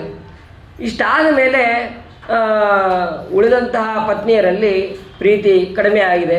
ಮಗ ಮೊದಲನೇ ಹೆಂಡತಿಯಲ್ಲಿ ಹುಟ್ಟಿದ್ದಾನೆ ಅಂತೇಳಿ ಆ ಹೆಂಡತಿಯ ಮೇಲೆ ಪ್ರೀತಿ, ಆ ಮಗನ ಮೇಲೆ ಪ್ರೀತಿ ಜಾಸ್ತಿ ಆಗಿದೆ. ಇದನ್ನು ನೋಡಿದಂತಹ ಉಳಿದಂತಹ ಎಲ್ಲ ಸೌತೆಯರು ಅವರೇನು ಮಾಡಿದ್ರು ಅಂತಂದರೆ, ಈ ಮಗು ಬಂದ ಮೇಲೆ ನಮ್ಮ ಮೇಲೆ ಈ ರಾಜ ನಮ್ಮ ಮೇಲೆ ನೋಡ್ತಾನೇ ಇಲ್ಲ, ಪ್ರೀತಿನೇ ಮಾಡ್ತಾ ಇಲ್ಲ ಅಂತ ಹೇಳಿ ಆ ಮಗುಗೆ ವಿಷವನ್ನು ಕೊಟ್ಟಿದ್ದಾರೆ. ವಿಷವನ್ನು ಕೊಟ್ಟ ಮೇಲೆ ಆ ಮಗು ಪ್ರಾಣತ್ಯಾಗವನ್ನು ಮಾಡಿದೆ. ಆವಾಗ ಜೋರಾಗಿ ಅಳೋದು ಪ್ರಾರಂಭ ಮಾಡಿದನು. ಚಿತ್ರಕೇತು ಮತ್ತು ಎಲ್ಲ ಪತ್ನಿಯರು ಎಲ್ಲರೂ ಸೇರಿ ಅಳೋದಕ್ಕೆ ಪ್ರಾರಂಭ ಮಾಡಿದರೆ ಆವಾಗ ಎಷ್ಟು ಹೇಳ್ತಾರೆ, ನಾರದರು ಮತ್ತು ಅಂಗಿರಸರು ಇಬ್ಬರು ಸೇರಿ ಅಲ್ಲಿಗೆ ಬರ್ತಾರೆ. ಅಲ್ಲಿಗೆ ಬಂದಾಗ ಅಲ್ಲಿ ಹೇಳ್ತಾರೆ, ಯಾಕೆ ಅಳ್ತಾ ಇದ್ದೀನಿ ನೀನು, ಒಂದು ಸತಿ ಹುಟ್ಟಿದ ಮೇಲೆ ಅದು ಸಾಯೋದು ನಿಶ್ಚಿತ. ಹೀಗೆ ಎಲ್ಲ ರೀತಿಯಾದಂತಹ ವೈರಾಗ್ಯ ಉಪದೇಶವನ್ನು ಮಾಡ್ತಾರೆ. ಏನು ಮಾಡಿದ್ರು ಅವನಿಗೆ ತಿಳಿತಾ ಇಲ್ಲ. ಅಷ್ಟೇ ಅಲ್ಲ, ಬಂದಂತಹ ನಾರದರಿಗೆ ಮತ್ತು ಅಂಗಿರಸರಿಗೆ ನೀವು ಯಾರು ಅಂತ ಕೇಳ್ತಾನೋ. ನೀವು ಯಾರು ಅಂತ ಕೇಳಿದಾಗ ಆವಾಗ ಅಂಗಿರಸರು ಹೇಳ್ತಾರೆ, ನಾನು ಮೊದಲೇ ಹೇಳಿದ್ದೆ. ಯಾಕೆಂದರೆ ಅವನಿಗೆ ಬಹಳ ದುಃಖ ಆಗಿದೆ. ಆ ದುಃಖದಲ್ಲಿ ಇವರು ಯಾರು ಅಂತನ್ನೋದು ಗೊತ್ತಾಗ್ತಾ ಇಲ್ಲ, ಅಷ್ಟು ದುಃಖ ಆಗಿದೆ ಅವನಿಗೆ. ನಾನು ಮೊದಲೇ ಹೇಳಿದ್ದೆ, ಈ ಹುಟ್ಟುವಂತಹ ಮಗ ಸುಖವನ್ನು ಕೊಡ್ತಾನೆ, ದುಃಖವನ್ನು ಕೊಡ್ತಾನೆ ಅಂತ. ಆದರೆ ಅದು ಎಷ್ಟೊತ್ತು ಅಂತ ನಾನು ಹೇಳಿರಲಿಲ್ಲ. ಹುಟ್ಟಿ ಒಂದು ವರ್ಷ ಆಗಿತ್ತೋ ಏನೋ, ಆ 1 ವರ್ಷದಲ್ಲೇ ಮಗು ಹೋಗಿದೆ, ನೀನು ಅಳೋದು ಸರಿಯಲ್ಲ ಅಂತ ಅಂಗಿರಸ ಋಷಿಗಳು ಹೇಳಿದಾಗ ಅದಕ್ಕೆ ಏನಾದರೂ ಕೇಳೋದಿಲ್ಲ. ಹೇಗಾದರೂ ಮಾಡಿ ನನ್ನ ಮಗನನ್ನು ಬದುಕಿಸ್ರಿ. ಸರಿ, ನಾರದರು ಅವರು ತಮ್ಮ ಸಾಮರ್ಥ್ಯದಿಂದ, ಇಲ್ಲ ಆ ಜೀವನವನ್ನು ನಾನು ಕರೆಸ್ತೀನಿ, ಆ ಜೀವನ ಹತ್ರ ನೀನು ಬೇಕಾದ್ರೆ ಮಾತಾಡು. ಸರಿ, ಆ ಜೀವನವನ್ನು ಕರೆಸ್ತಾರೆ. ನಾರದರ ಸಾಮರ್ಥ್ಯದಿಂದ ಆ ಜೀವನವನ್ನು ಕರೆಸಿದಾಗ ಅವಾಗ ಇದು ನೀ ಬಂದು ಈ ಶರೀರದಲ್ಲಿ ಹೋಗ್ಬೇಕಪ್ಪ, ನಿನ್ನ ತಂದೆ ತಾಯಿ ಎಲ್ಲ ಅಳ್ತಾ ಇದ್ದಾರೆ ಅಂತ ಇಷ್ಟು ಹೇಳಿದ್ದಕ್ಕೆ ಆವಾಗ ಅವನು ಆ ಜೀವ ಹೇಳ್ತಾನೆ, ಯಾವ ಜನ್ಮದಲ್ಲಿ ಇವರು ನನ್ನ ತಂದೆ ತಾಯಿ 1 2 ಎಷ್ಟೋ ಜನ್ಮಗಳಾಗಿದೆ. ಆ ಎಷ್ಟೋ ಜನ್ಮಗಳಲ್ಲಿ ಬೇಕಾದ ಜನ ತಂದೆ ತಾಯಿಗಳಾಗ ಹೋಗಿದ್ದಾರೆ. ಹಾಗೆ ನಾನು ಪ್ರತಿಯೊಂದು ಜೀವದಲ್ಲೂ ನಾನು ಮರಣ ಹೊಂದ ತಕ್ಷಣ ಹೋಗೋದಾಗಿತ್ತು ಅಂತಂದರೆ ಎಲ್ಲ ಜೀವದಲ್ಲೂ ಮತ್ತೆ ನಾವು ಹೋಗಬೇಕಾಗ್ತಿತ್ತು, ಎಲ್ಲ ದೇಹದಲ್ಲೂ ಮತ್ತೆ ಹೋಗಬೇಕಾಗ್ತಿತ್ತು. ಹಾಗಾದರೆ ನನಗೆ ಈ ಜನ್ಮದಿಂದ ಮುಕ್ತಿಯಾಗಿದೆ, ಸಾಕು ನನಗೆ, ಇನ್ನು ಮತ್ತೆ ಅದೇ ಜನ್ಮದಲ್ಲಿ ನಾನು ಇರೋದಕ್ಕೆ ಇಷ್ಟಪಡೋದಿಲ್ಲ ಅಂತ ಆ ಜೀವ ಹೇಳಿದಾಗ ಆವಾಗ ಚಿತ್ರಕೇತುವಿಗೆ ಬುದ್ಧಿ ಬಂದಿದೆ. ಈ ಉಳಿದಂತಹ ಪತ್ನಿಯರಿಗೂ ಕೂಡ ಅಯ್ಯೋ ನಾವು ವಿಷ ಹಾಕಬಾರ್ದಾಗಿತ್ತು, ಕೊಲ್ಲಬಾರ್ದಾಗಿತ್ತು ಅಂತ ಅವರಿಗೂ ಕೂಡ ಬುದ್ಧಿ ಬಂದಿದೆ. ಆವಾಗ ತಕ್ಷಣದಲ್ಲಿ ಆ ಮಗುವಿನ ಕ್ರಿಯೆಯನ್ನೆಲ್ಲವನ್ನು ಮುಗಿಸಿ ಅವನಿಗೆ ನಾರದರು ಉಪದೇಶವನ್ನು ಮಾಡ್ತಾರೆ. ನಾರದರು ಉಪದೇಶವನ್ನು ಮಾಡಿದ ಮೇಲೆ ಆ ಶ್ರೇಷ್ಠವಾದಂತಹ ಸಂಕರ್ಷಣ ನಾಮಕನಾದಂತಹ ಭಗವಂತನ ಧ್ಯಾನವನ್ನು ಮಾಡಿ ಅವನು ಶ್ರೇಷ್ಠವಾದಂತಹ ಪದವಿಯನ್ನು ಪಡಿತಾನೆ. ಚಿತ್ರಕೇತು ಅಂತನ್ನುವಂತಹ ಗಂಧರ್ವ ಪದವಿಯನ್ನು ಪಡಿತಾನೆ. ಒಂದು ಸಲ ಈ ಗಂಧರ್ವ ವಿಮಾನದಲ್ಲಿ ಹೋಗ್ತಾ ಇರ್ತಾನೆ. ವಿಮಾನದಲ್ಲಿ ಹೋಗ್ಬೇಕಾದ್ರೆ ರುದ್ರದೇವರು ಪಾರ್ವತಿಯನ್ನು ತೊಡೆ ಮೇಲೆ ಕುಡಿಸ್ಕೊಂಡು ವಿಹಾರವನ್ನು ಮಾಡ್ತಾ ಇರ್ತಾರೆ. ಮಾಡಬೇಕಾದ್ರೆ ಅದನ್ನು ನೋಡ್ತಾನೆ, ನೋಡಿ ನಗ್ತಾನೆ.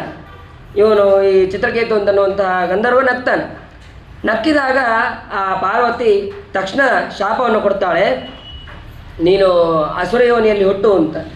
ಆವಾಗ ಈ ಚಿತ್ರಕೇತು ಹೇಳ್ತಾನೆ, ನಾನು ಅವಶ್ಯವಾಗಿ ಶಾಪವನ್ನು ಸ್ವೀಕಾರ ಮಾಡ್ತೇನೆ, ಆದರೆ ನನಗೆ ಹಿಂದಿನ ಜನ್ಮದ ಸ್ಮರಣೆ ನನಗಿರಲಿ ಅಂತಂದು ಅವನು ಪ್ರಾರ್ಥನೆ ಮಾಡಿ, ಮತ್ತು ಹೇಗೋ ಮೃತ್ಯು ಆಗೋದು ಬೇಡ, ಶ್ರೇಷ್ಠವಾದ ಗತಿಯಾಗುವಂತೆ ನನಗೆ ಮೃತ್ಯುವನ್ನು ಕೊಡು ಅಂತಂದು ಪ್ರಾರ್ಥನೆಯನ್ನು ಮಾಡ್ತಾನೆ. ಅದೇ ರೀತಿಯಾಗಿ ಅಲ್ಲಿ ಪಾರ್ವತಿ ಅನುಗ್ರಹವನ್ನು ಮಾಡಿದ್ದಾಳೆ. ಅದಾದ ಮೇಲೆ ಅವನೇ ಈಗ ವೃತ್ರನಾಗಿ ಹುಟ್ಟಿದ್ದಾನೆ. ಅದಕ್ಕೆ ಅವನಿಗೆ ಹಿಂದಿನ ಜನ್ಮದ ಎಲ್ಲ ಸ್ಮರಣೆಗಳು ಕೂಡ ಇತ್ತು ಅಂತ ಅನ್ನೋದನ್ನು ಇಲ್ಲಿ ತಿಳಿಸ್ತಾರೆ. ಈ ವೃತ್ರಾಸುರ ಅವನು ಭಗವಂತನನ್ನು ಸ್ತೋತ್ರ ಮಾಡ್ತಾನಂತೆ. ನನಾಕ ಪೃಷ್ಟಂ ನಚ ಪಾರಮೇಷ್ಟ್ಯಂ ನ ಸಾರ್ವಭೌಮ್ಯಂ ನರಸಾಧಿಪತ್ಯಂ ಅಂತೇಳಿ, ನನಗೆ ಈ ಭೂಲೋಕ ಯಾವುದೂ ಕೂಡ ಬೇಡ, ನನಗೆ ಸ್ವರ್ಗ ಬೇಡ, ನನಗೆ ಭಗವಂತನ ಅನುಗ್ರಹ ಆಗಬೇಕು ಅಂತ ನಾವು ಸ್ತೋತ್ರವನ್ನು ಕೂಡ ಮಾಡಿರ್ತಾನೆ. ಇದು ಎಲ್ಲವನ್ನು ನೋಡಿ ಆ ಪರೀಕ್ಷಿತ ರಾಜರು ಮತ್ತೆ ಅವನು ಯಾರು ಅಂತನ್ನುವಂತಹ ಪ್ರಶ್ನೆಯನ್ನು ಮಾಡಿದರು ಅಂತ ಅನ್ನೋದನ್ನು ಇಲ್ಲಿ ತಿಳಿಯಬಹುದು. ಅದಾದ ಮೇಲೆ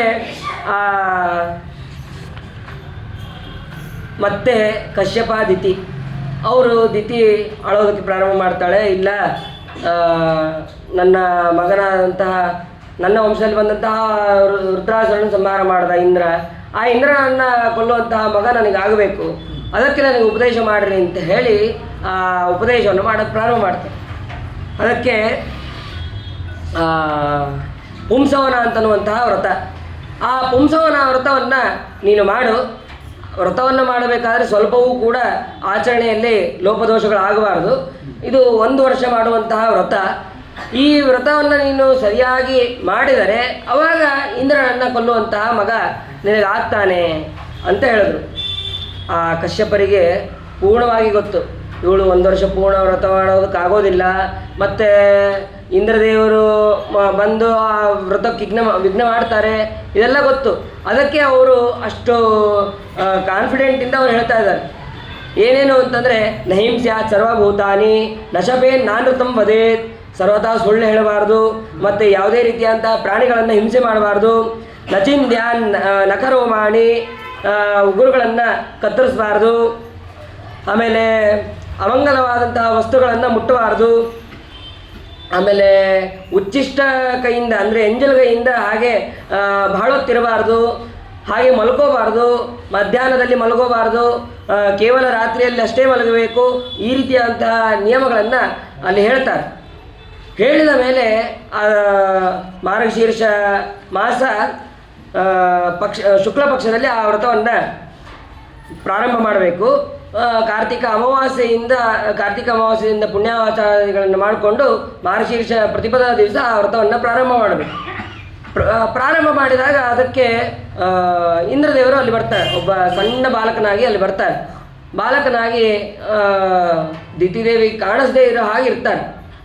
ಅವಳು ಎಲ್ಲಿ ತಪ್ಪು ಮಾಡ್ತಾಳೋ, ತಪ್ಪು ಮಾಡಿದ ತಕ್ಷಣ ಅಲ್ಲಿ ಶಿಶುವನ್ನು ಅಥವಾ ಸಂಹಾರ ಮಾಡಬೇಕು ಅಂತ ಕಾಯ್ತಾ ಇರ್ತಾರೆ. ಆ ಸಮಯದಲ್ಲಿ ಅವಳು ಭಾರಿ ನಿಷ್ಠಾವಂತವಳು ದಿತಿದೇವಿ. ಎಷ್ಟಾದರೂ ಅವಳು ಈ ನಿಯಮಗಳನ್ನು ಪಾಲಿಸ್ತಾನೇ ಇರ್ತಾಳೆ, ಒಂದು ದಿವಸನೂ ಕೂಡ ತಪ್ಪಿಸೋದಿಲ್ಲ. ಒಂದು ಸಲ ಬಹಳ ಸುಸ್ತಾದಾಗ ಅವಳು ಕೈ ಎಂಜಲಿನಿಂದ ಹಾಗೆ ತಿಂದಿರ್ತಾಳೆ. ತಿಂದ ಹಾಗೆ ಮಲಗ್ತಾಳೆ. ಸರಿ, ಇದೇ ಸರಿಯಾದ ಸಮಯ ಅಂತ ತಿಳಿದು ಇಂದ್ರ ಗರ್ಭದಲ್ಲಿ ಪ್ರವೇಶ ಮಾಡ್ತಾನೆ. ಪ್ರವೇಶ ಮಾಡಿ ಎಲ್ಲ ಒಳಗಿರುವಂತಹ ಗರ್ಭವನ್ನು ಛೇದನ ಮಾಡ್ತಾನೆ. ಅದು 7 ತುಂಡಾಗ್ತದೆ. ಆ 7 ತುಂಡಾಗಿದ್ದನ್ನು ಮತ್ತೆ 7 × 7 ಅಂದರೆ 49. ಆ 49 ಹೊರಗಾಗಿ ಕರ್ಕೊಂಡು ಬರ್ತಾನೆ. 49 ಪ್ಲಸ್ ಇಂದ್ರ ಸೇರಿ 50. ಏನಿದು, ಯಾರು ನೀನು? ಇಲ್ಲ, ನಾನು ಇಂದ್ರ. ನೀನು ಉಚ್ಚಿಷ್ಟ ಕೈಯಿಂದ ನೀನು ಮಲಗಿದ್ದಿ, ಹಾಗಾಗಿ ಅದು ನಿನ್ನ ತಪ್ಪಾಗಿದೆ. ಇವರು ಎಲ್ಲರೂ ಕೂಡ ನಿನ್ನ ಗರ್ಭದಲ್ಲಿದ್ದವರು, ಇವರನ್ನು ನಾನು ಕರೆದುಕೊಂಡು ಹೋಗ್ತೀನಿ ಅಂತ ಹೇಳಿ ಕರ್ಕೊಂಡು ಹೋಗ್ತಾರೆ. ಅವರೇ ಮರುತ್ ಅಂತ ಮರುದ್ಗಣದವರಾಗ್ತಾರೆ. ಇವರಿಗೆ ನಾನು ಅಮೃತ ಎಲ್ಲವನ್ನೂ ಕೂಡ ನಾನು ಕೊಡ್ತೇನೆ ಅಂತ ಹೇಳಿ ಆ ದಿತಿದೇವಿಗೆ ಸಮಾಧಾನವನ್ನು ಮಾಡಿ ಹೇಳ್ತಾರೆ. ನೋಡ್ರಿ, ಇಂದ್ರದೇವರಿಗೂ ಕೂಡ ಒಂದು ತಪ್ಪನ್ನು ಮಾಡದೇ ಇದ್ದರೆ ಅಲ್ಲಿ ಪ್ರವೇಶ ಮಾಡೋಕ್ಕಾಗಲಿಲ್ಲ. ತಪ್ಪು ಮಾಡೋ ತನಕ ಅವರು ಕಾಯಬೇಕಾಯ್ತು. ಇದೇ ರೀತಿ ಇಂದ್ರನಿಗಷ್ಟೇ ಅಲ್ಲ, ಕಲಿಯೂ ಕೂಡ ಆ ಕಲಿ ನಾವೇನಾದರೂ ತಪ್ಪು ಮಾಡ್ತಾ ಇದ್ದೇನೋ ಇಲ್ಲೋ ಕಾಯ್ತಾ ಇರ್ತಾರಂತೆ. ನಾವು ಸರಿಯಾದ ಮಾರ್ಗದಲ್ಲಿದ್ದರೆ ಅವನಿಗೂ ಕೂಡ ಪ್ರವೇಶ ಮಾಡೋಕ್ಕಾಗೋದಿಲ್ಲ ಅಂತ ನಮ್ಮೊಳಗೆ. ಅದು ನಳ ಮಹಾರಾಜ ಕಥೆಯಲ್ಲಿ ಅದನ್ನು ತಿಳಿಬಹುದು. ಅದನ್ನು ಹಾಗೆ ಇಂದ್ರ ಅಷ್ಟೊತ್ತು ಕಾದ ಮೇಲೆ ಆಮೇಲೆ ದಿತಿದೇವಿಯ ಗರ್ಭದಲ್ಲಿ ಪ್ರವೇಶ ಮಾಡಿದ. ಅದಾದ ಮೇಲೆ ದಿತಿದೇವಿ ಮತ್ತೆ ಕಶ್ಯಪರ ಹತ್ರ ಅಳ್ತಾಳೆ.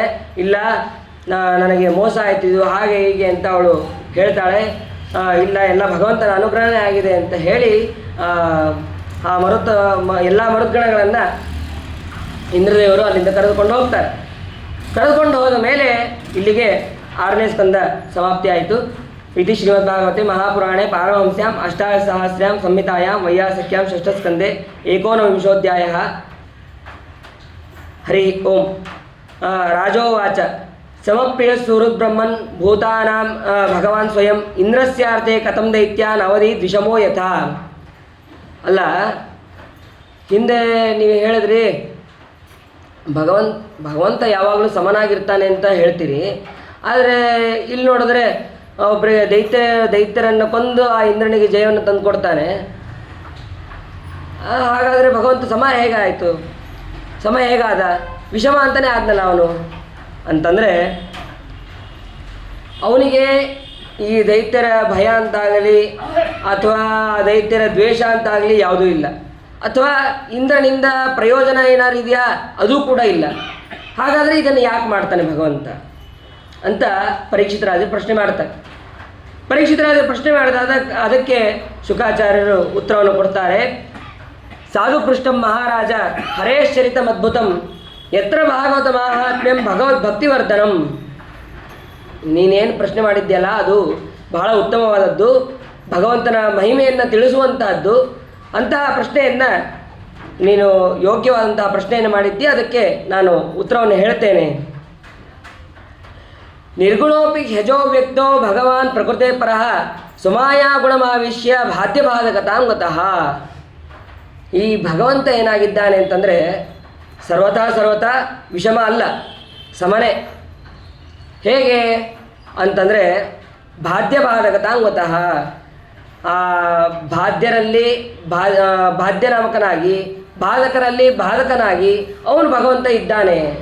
ಏನು ಹಾಗಂದರೆ, ದೈತ್ಯರಲ್ಲಿ ಈ ಭಗವಂತ ಅವನು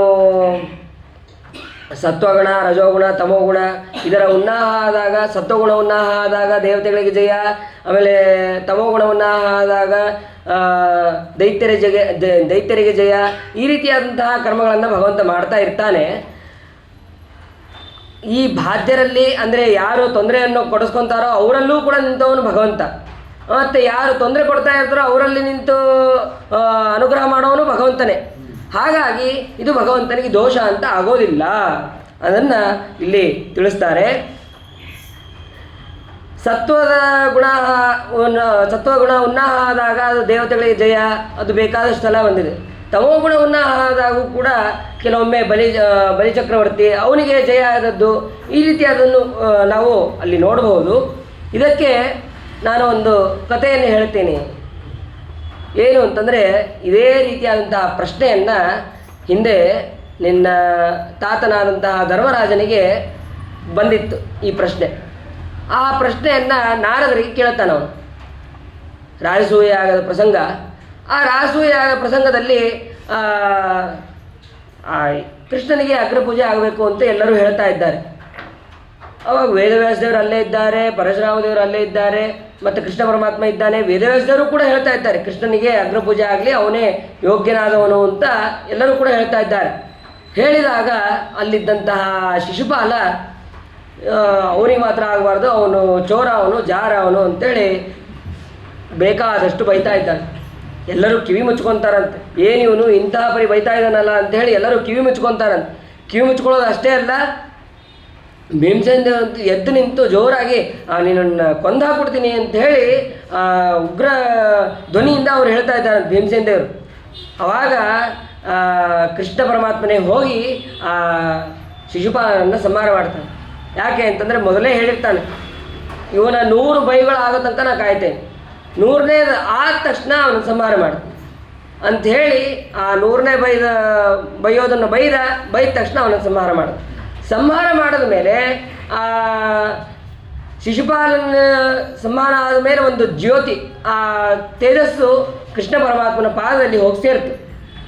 ಇದನ್ನು ನೋಡಿ ಧರ್ಮರಾಜ ಪ್ರಶ್ನೆ ಮಾಡ್ತಾನೆ, ಅಲ್ಲ ಅವನು ಬಾಯಿ ಬಂದಂಗೆ ಬೈತಾ ಇದ್ದ, ಹುಟ್ಟಿದ ತಕ್ಷಣ ಅವನು ಬೈದಿದ್ದೆ ಕೃಷ್ಣನನ್ನು, ಅಂತಹ ಬೈದವನಿಗೂ ಕೂಡ ಈ ಥರ ಸದ್ಗತಿ ಆಗತ್ತೆ ಅಂತಂದರೆ ಅದು ಸರಿನಾ ಅಂತ ಆ ಪ್ರಶ್ನೆಯನ್ನು ನಾರದರಿಗೆ ಮಾಡ್ತಾನೆ.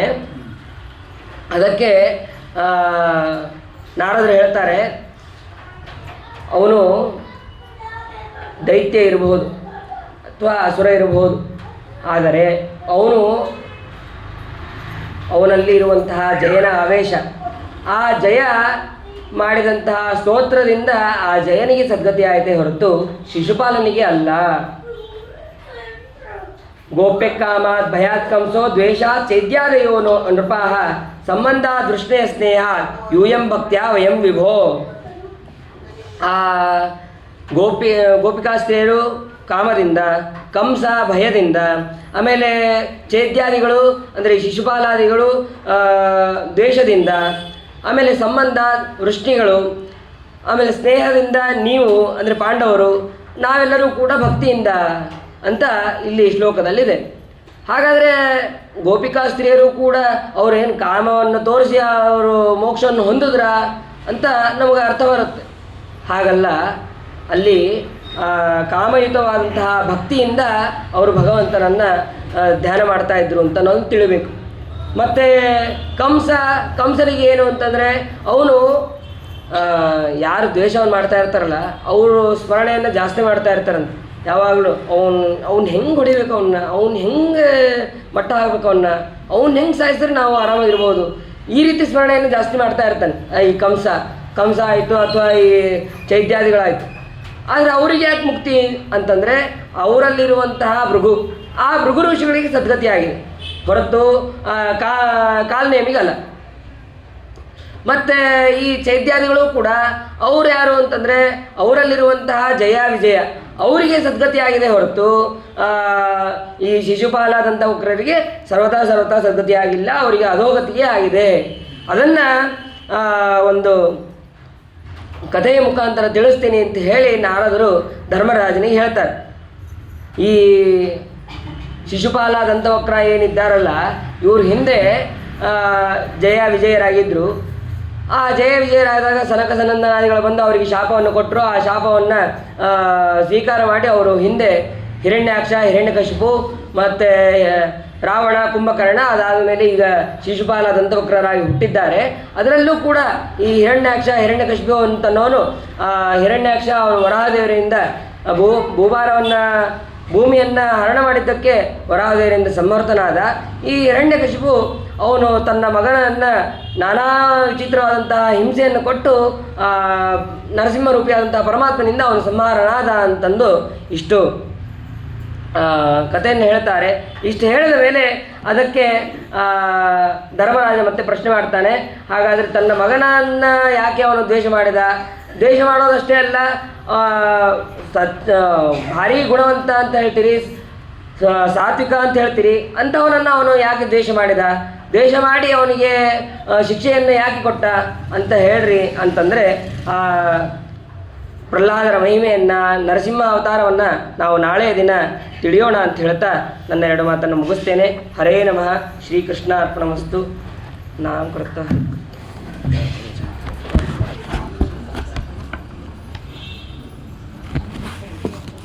ನೀನ ಭಾವಿ